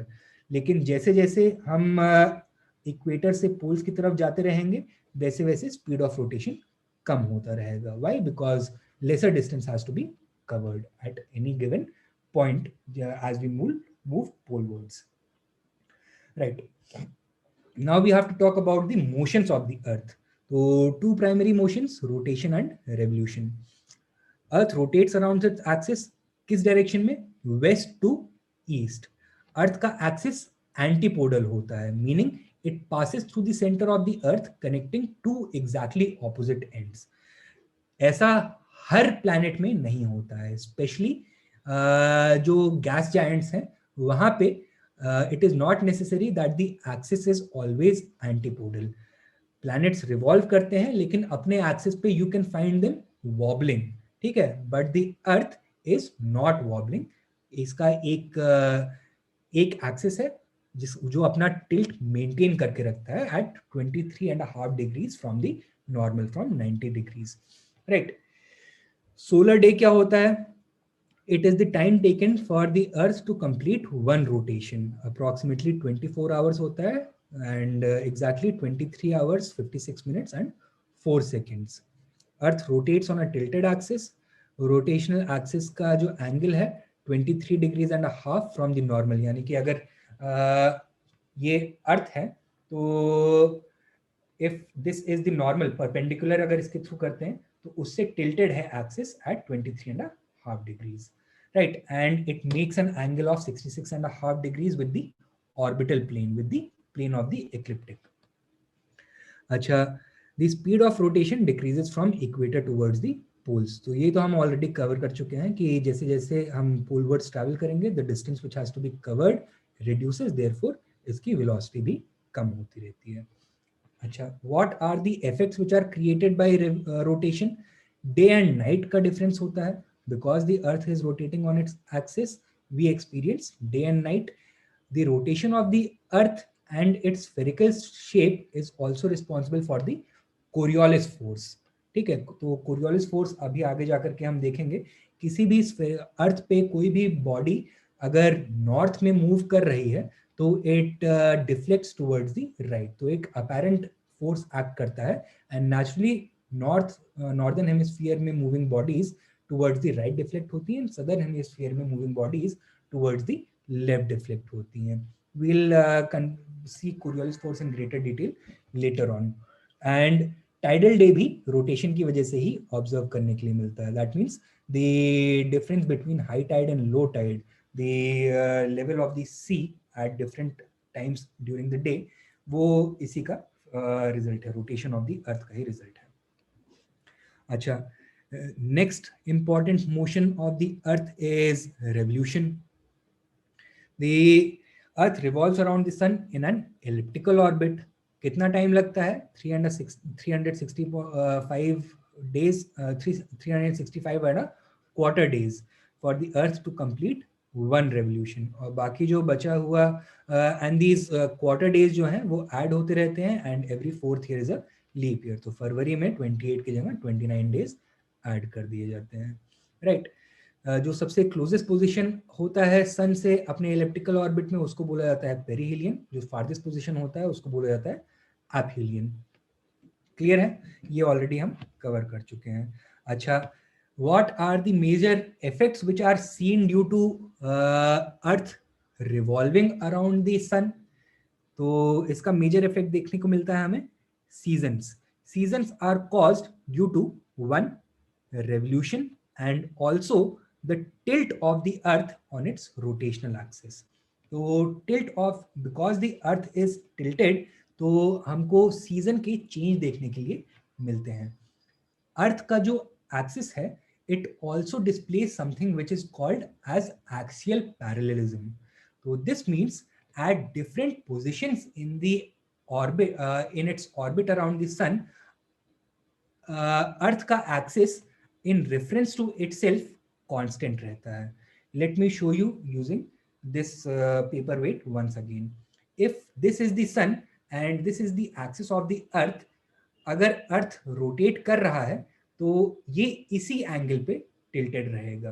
That means इस position पे जो angle बन रहा था और ये position same रहेगी। तो दीज एंगल्स आर और these lines are parallel to each other. This is known as axial parallelism. यहाँ पे जाएगा तो भी सेम एंगल रहेगा, यहाँ पे आएगा तो भी सेम एंगल रहेगा। क्लियर है? So this is known as axial parallelism. Now, because of the combined effect of the Earth's revolution, the spherical shape of the Earth, the tilt of the Earth axis and axial parallelism, हमको seasons observe करने के लिए मिलते हैं। At some stages during the year, the northern hemisphere is tilted towards the sun. At some stages, the southern hemisphere is tilted towards the sun. जब northern hemisphere sun की तरफ tilted होगा, तो northern hemisphere में summer होगा। जब southern hemisphere सन की तरफ टिल्टेड होगा तो नॉर्दर्न हेमिस्फीयर में विंटर होगा। During the stages of equinox, both the northern hemisphere and southern hemisphere are equally exposed to the sun. तो यहाँ पे equal days and nights experience किए जाएंगे, right. We will learn more about this जब हम seasons को पढ़ेंगे, the march of seasons on the earth. अच्छा, रेवोल्यूशन की वजह से इक्विनॉक्स और सॉल्स्टिस के भी पीरियड्स होते हैं। इक्विनॉक्स का मतलब होता है लैटिन में इक्वल नाइट। तो इक्वल नाइट अगर हो रही है तो इसका मतलब that the northern and southern hemisphere are equally expose to the sun. तो ऐसा नहीं है कि कहीं पे दिन ज्यादा लंबा होगा, कहीं पे दिन ज्यादा छोटा होगा। All across the earth 12 hours का डे होगा और 12 आवर्स की नाइट होगी, राइट। दो इक्विनॉक्सेस होते हैं, one is known as the spring equinox 21 March को होता है, दूसरा होता है ऑटम इक्विनॉक्स, राइट। तो यहाँ पे ये दिखाया हुआ है, this is the spring equinox and this is the this is the spring equinox and this is the autumn equinox। अच्छा, solstice का मतलब the day on which the sun stands still। तो sol का मतलब sun और stis का मतलब to stand still। तो this is the date on which the sun reaches its apparent highest position with respect to the earth.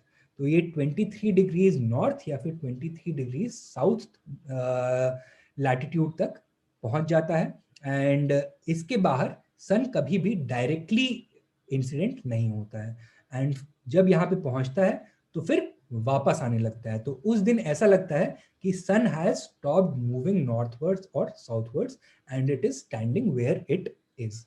तो ये दो सॉल्स्टिस होते हैं, one is the summer solstice and one is the winter solstice, 21 June and 22 December.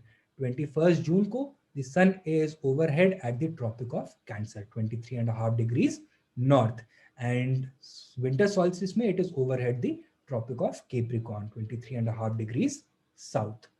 All right. अच्छा, question है, variations in the length of daytime and night time from season to season are due to which of these? Options दिए हुए हैं, 2013 का question है। Earth's rotation on its axis, Earth's revolution around the sun in an elliptical manner, latitudinal position of a place and or revolution of the Earth on a tilted axis।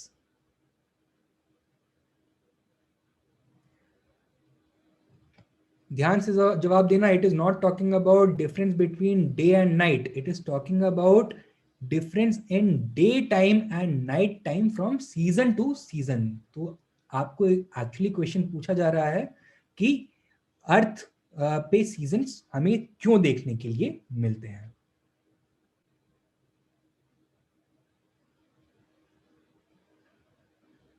Right. तो सही answer दे रहे हैं सब लोग। The correct answer is D. Because the earth is revolving around the sun on a tilted axis, different parts of the earth become exposed to the sun in different seasons। Thus, अगर winter solstice है तो northern पोल जो है, north pole जो है, that is in complete darkness, and south pole वहां पे 24 hours का डे होगा। और अगर समर सॉल्स्टिस है तो नॉर्थ पोल पे 24 आवर्स का डे होगा एंड साउथ पोल पे 24 आवर्स की नाइट होगी, राइट। तो इनफैक्ट अंटार्कटिक, पूरे अंटार्कटिक सर्कल में ही 24 आवर्स की नाइट होगी। So this is the reason why. अच्छा, next we come to the geographic grid. तो जैसा कि हमने पहले डिस्कस किया था that this is an imaginary grid system.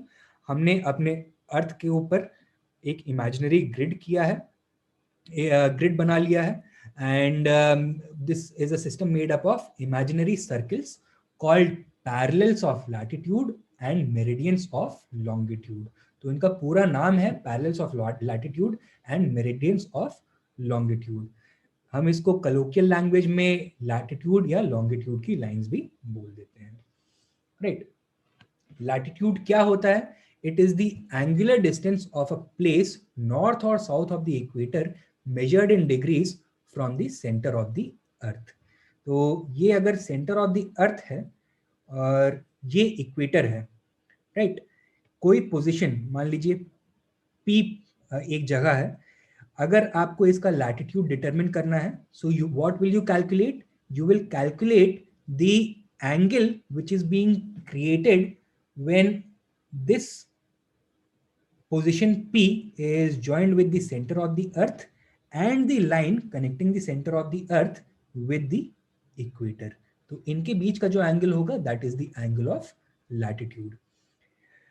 जब उन प्लेसेस को ज्वाइन कर दिया जाता है जिनके सेम लैटिट्यूड्स होते हैं, तो you get a parallel of latitude, right? Why are they called parallels of latitude? Because these lines will never intersect each other. They run parallelly to each other. ये कभी भी एक दूसरे से मीट नहीं करेंगे। Are they of equal length?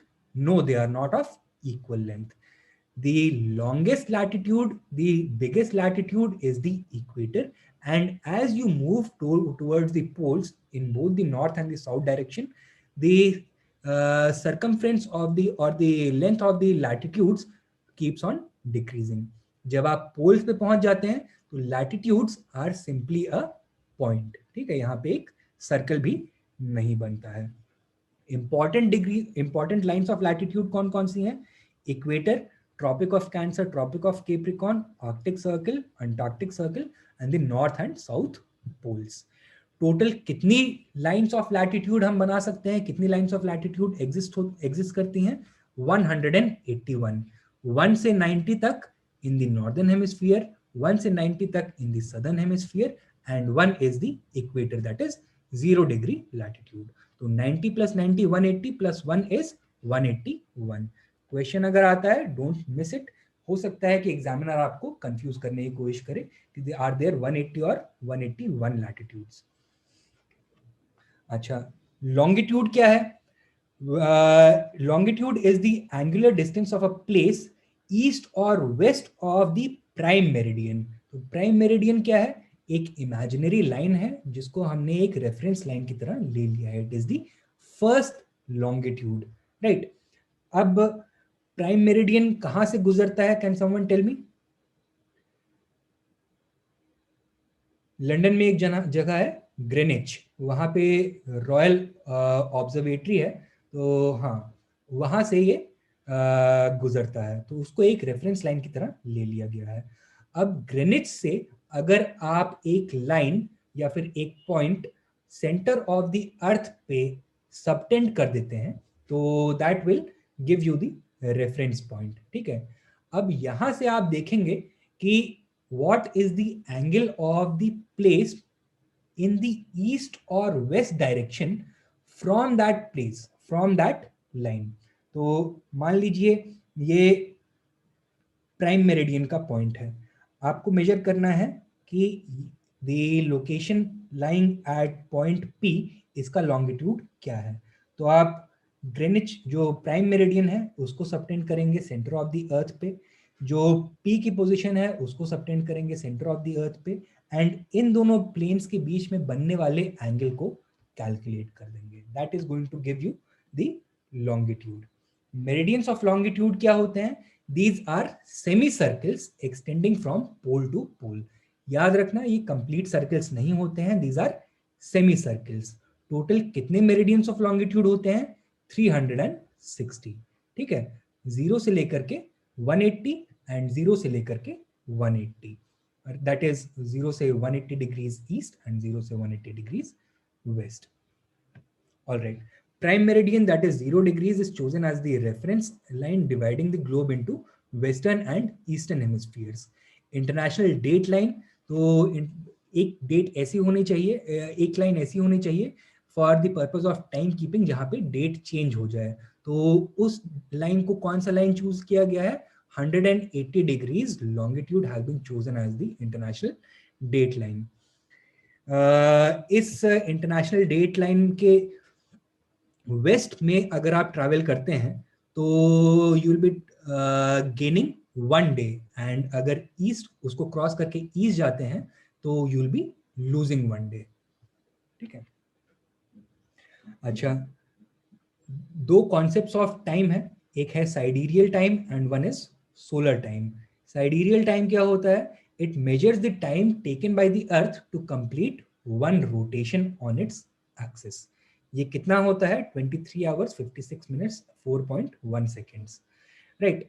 Solar time क्या होता है कि अगर मान लीजिए ये डायग्राम को देखिए, पोजीशन 1 पे this red dot is pointing straight towards the center of the sun. तो यहाँ पे हमने मान लिया कि रेड डॉट पे एक ऑब्जर्वर खड़ा हुआ है एंड यहाँ से हम टाइम कैलकुलेट करना शुरू करेंगे. जब अर्थ अपना एक रोटेशन कंप्लीट कर लेगा तो पोजीशन 2 पे अर्थ पहुंच जाएगी, but at this point of time the observer is not facing directly at the centre of the sun. ये सन से थोड़ा दूर देख रहा है. In order to come to the same position, same relative position with respect to the sun, थोड़ा और rotate करना पड़ेगा अर्थ को, right. So this is known as the solar time. तो ज्यादा कौन सा होगा, ज्यादा लंबा कौन सा होगा, साइडेरियल टाइम या सोलर टाइम? सोलर टाइम ज्यादा लंबा होगा, राइट. द डिफरेंस इज रफली 4 minutes एंड सोलर टाइम रफली कम्स टू अबाउट 24 hours. अच्छा, concept of longitudes and time, इसको देखते हैं कि कैसे लॉन्गिट्यूड्स के बेसिस पर टाइम जोन्स को डिवाइड किया गया है एंड कैसे टाइम कैलकुलेट किया जाता है. Since Earth makes one complete rotation of 360 degrees in 1 day or 24 hours, it passes through 15 degrees in 1 hour or 1 degree in 4 minutes.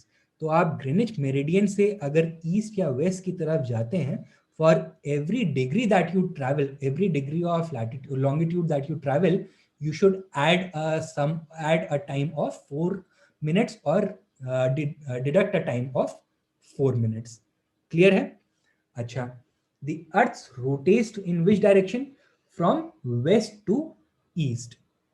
So every time we move 15 degrees eastwards, we should add 1 hour. तो एक बहुत simple सा formula है time को calculate करने के लिए, EGA/WLS. East time is gained, so you should add time. If you are traveling west from the prime meridian, you are losing time, so you should subtract time.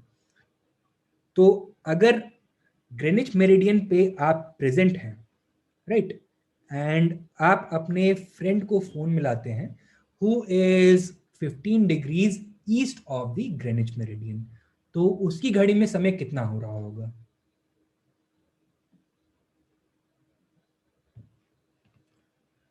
दिन के 12 बज रहे हैं, तो उसकी घड़ी में समय कितना हो रहा होगा? 1 PM. Very good. अच्छा, if your friend is 15 degrees west of the prime meridian, तो उसकी घड़ी में समय कितना हो रहा होगा? 11 AM हो रहा होगा. Very good. अच्छा, अगर मान लीजिए you are in Allahabad, 82.5 degrees, ठीक है, ईस्ट, यहां पे आप हैं, एंड आपको अपने रिलेटिव से बात करनी है न्यूयॉर्क में, राइट. मुझे एग्जैक्ट कोऑर्डिनेट्स नहीं पता, बट लेट अस से this is 30 degrees waste.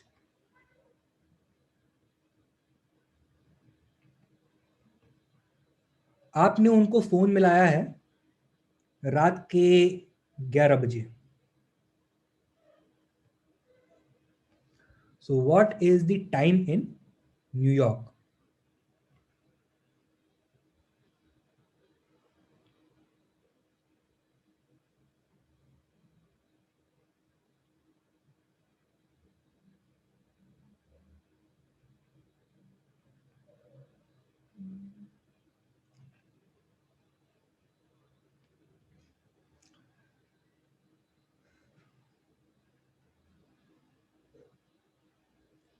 Right, इसमें कुछ बहुत ज़्यादा मैथ्स नहीं लगानी है. 30 को 82.5 में ऐड कीजिए, कितना आता है figure? It comes to 112.5. Into 4 कर दीजिए, तो it will give you the difference in time in form of minutes. Divided by 60 कर दीजिए, it will give you the difference in time in terms of hours. And you are trying to calculate the time at New York. आपको यहाँ का time already पता है. New York is due west of Allahabad.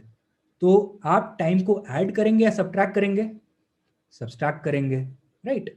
And thus you are going to move towards the west, lose and thus subtract time. तो इस तरह का question हो सकता है यूपीएससी आपसे पूछ ले, ऑलरेडी पूछ चुका है, so you should be mindful. अगर कोई कंफ्यूजन है तो प्रैक्टिस कीजिए till you get it right. Formula लेकिन यही रहेगा, बहुत आसान सा फॉर्मूला है, east gain add, west lose subtract. अच्छा, अब है कॉन्सेप्ट इंटरनेशनल डेट लाइन का. 180 degrees longitude is chosen as the international date line. ठीक है, इसको चूज कर लिया गया है कि this is the line upon crossing which date change हो जाएगी. West side of the line is always ahead of the eastern side. अब आप मैप खोल के अगर देखते हैं, अगर आपके पास ग्लोब है तो आपको पता होगा कि इंटरनेशनल डेट लाइन कहाँ से गुजरता है.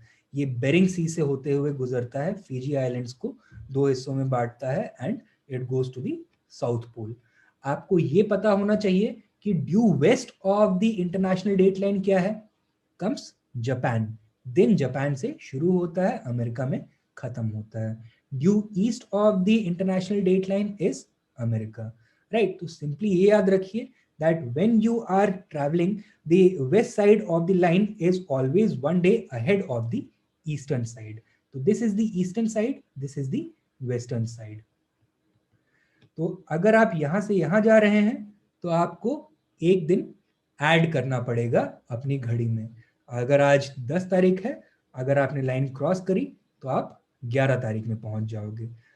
अगर आप दूसरी डायरेक्शन में ट्रैवल कर रहे हो तो अपनी घड़ी में आपको डेट को कम करना पड़ेगा, राइट?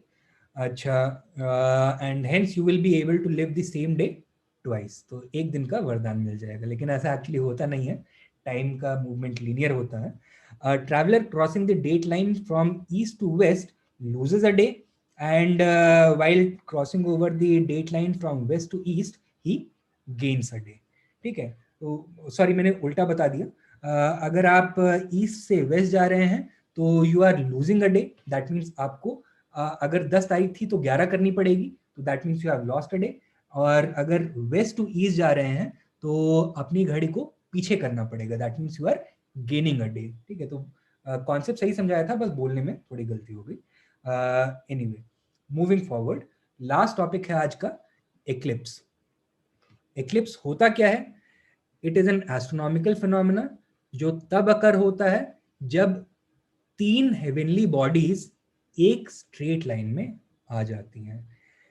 इनमें से जो सोर्स बॉडी होती है उसकी लाइट को जो बीच वाली बॉडी होती है वो ऑब्स्ट्रक्ट करती है और तीसरी बॉडी पे उसका शैडो बनता है.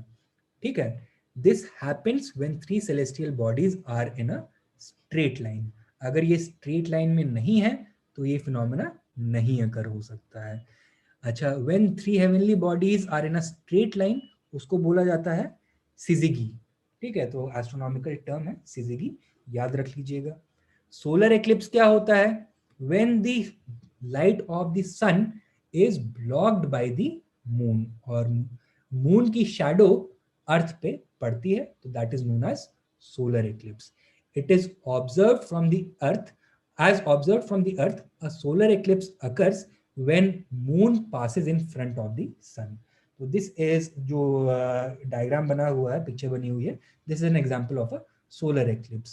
यहाँ पे मून की पोजीशन क्या है? सन और अर्थ के बीच में है, तभी सोलर एक्लिप्स होगा. Moon is going to cast its shadow on the earth. Sun की सनलाइट को मून ब्लॉक कर देगा, and those areas which are under the shadow of the moon they experience an eclipse.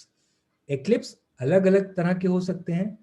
Partial eclipse हो सकता है जहां पे position of the observer is such कि the light of the moon is only, light of the sun is only partially blocked.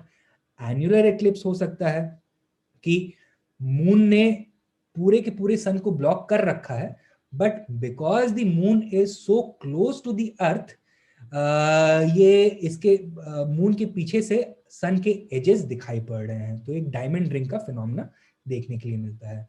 And total eclipse क्या होता है? When the light of the sun is completely blocked by the moon. यहाँ से और ज्यादा समझ में आ जाएगा आपको। This is an example of a total eclipse, this is an example of an annular eclipse, and this is an example of a partial eclipse, right? Total eclipse इस वाली पोजीशन में हो रहा है, right? When the moon is so close to the earth that it is blocking the entire light of the sun. अगर ये position है या ये पोजीशन है तो सन की लाइट केवल पार्शली ब्लॉक हो रही है, observer can still see part of the sun. And अगर ये पोजीशन है that means the moon is so far away that it can not block the entire sun, it can only block the sun even if the observer the moon and the sun are in a straight line. तो वहां पे इस तरह का figure हमको देखने के लिए मिलता है। क्लियर है? राइट। लूनर एक्लिप्स क्या होता है? जब अर्थ मून और सन के बीच में होता है स्ट्रेट लाइन में, and when the earth casts a shadow on the moon, this is known as lunar eclipse. ये कब होता है? This can happen only on a full moon day. Solar eclipse कब हो सकता है? It can only happen on a new moon day. Clear है? अच्छा, lunar eclipses occur when the moon passes through the earth's shadow. This happens only during a full moon day, during a full moon, when the moon is on the far side of the earth from the sun. Depending on how the sun, the moon and earth line up, the lunar eclipse too can be categorized as partial or total. यहाँ पे annular eclipse नहीं हो सकता क्योंकि अर्थ कभी moon से इतना दूर नहीं हो सकता that it will cast a shadow which is small enough to block out the sun only partially. Its shadow is always going to be larger than the circumference of the entire moon. Clear है? All right. तो यहाँ पे partial and total eclipse ही हो सकता है। अब एक question है, अब देखते हैं कि आप ये आंसर कर सकते हैं, कर पाते हैं या नहीं। Consider the following statements. Statement number 1, second full moon in a calendar month is known as blue moon. ये बताना है सही है या नहीं है। Second statement, blue moon is not possible in a month with 30 days.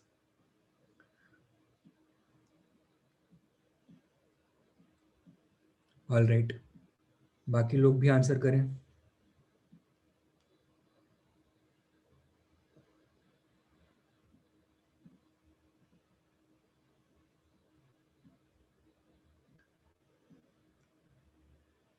नहीं, no one. You are correct. The correct answer is one only, A. Second full moon in a calendar month, यानी कि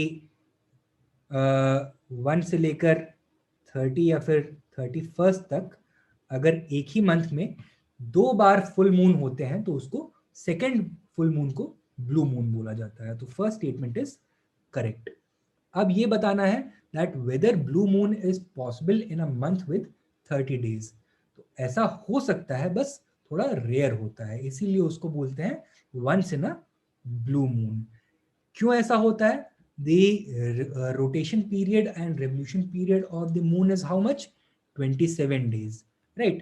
तो around the earth कितनी बार इस position में पहुंच सकता है moon? It can happen 2 times in a month. तो it takes 27 days to complete one revolution around the earth. So yes, it is theoretically possible. It is just that it is a little rare. तो इसीलिए उसको बोला जाता है once in a blue moon, ऐसा occurrence जो काफी rare हो। Another question, अच्छा नहीं, तो सेम क्वेश्चन रिपीट हो गया। चलिए, दैट इज इट, आज की क्लास खत्म। तो आई होप सारे कॉन्सेप्ट्स आप लोगों ने फॉलो किए होंगे। And now if you guys have any doubts regarding any portion of the lecture, please ask me.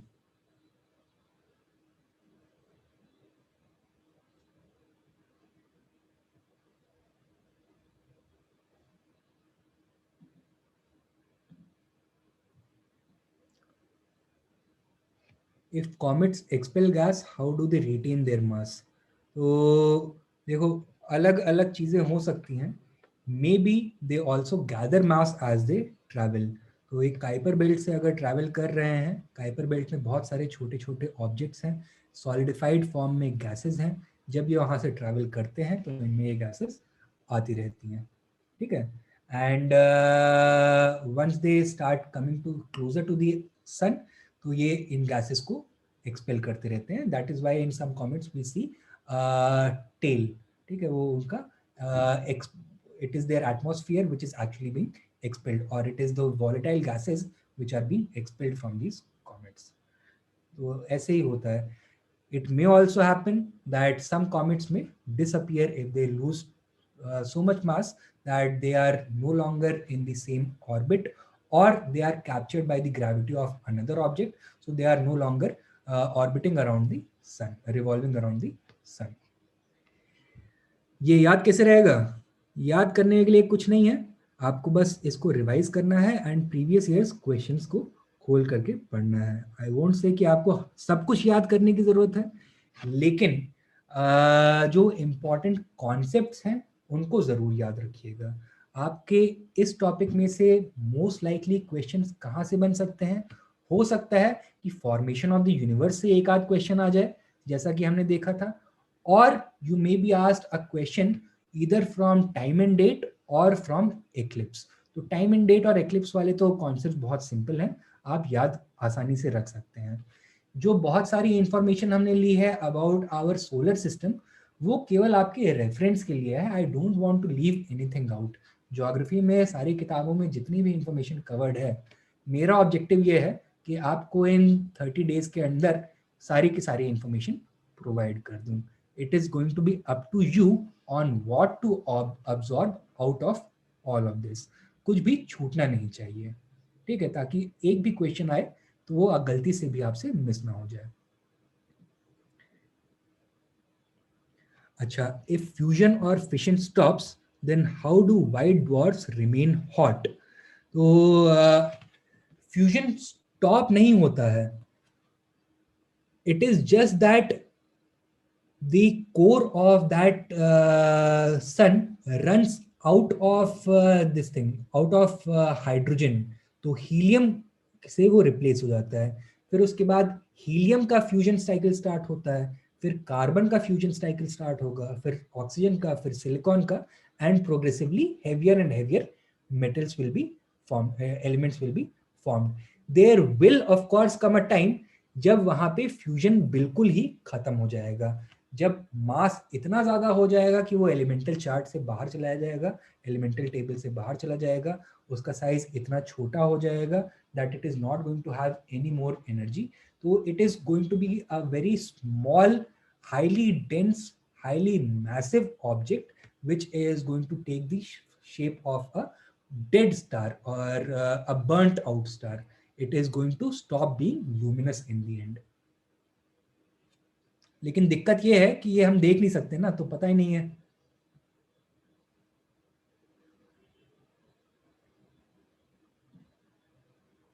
ठीक है, एनी अदर डाउट्स? नहीं? तो चलिए अब मंडे को मिलेंगे. Next class is going to be on Monday. कल जो है क्रैश कोर्स जारी रहेगा, so those of you who are interested, कल भी ओपन लेक्चर है, you may attend that. Thank you guys.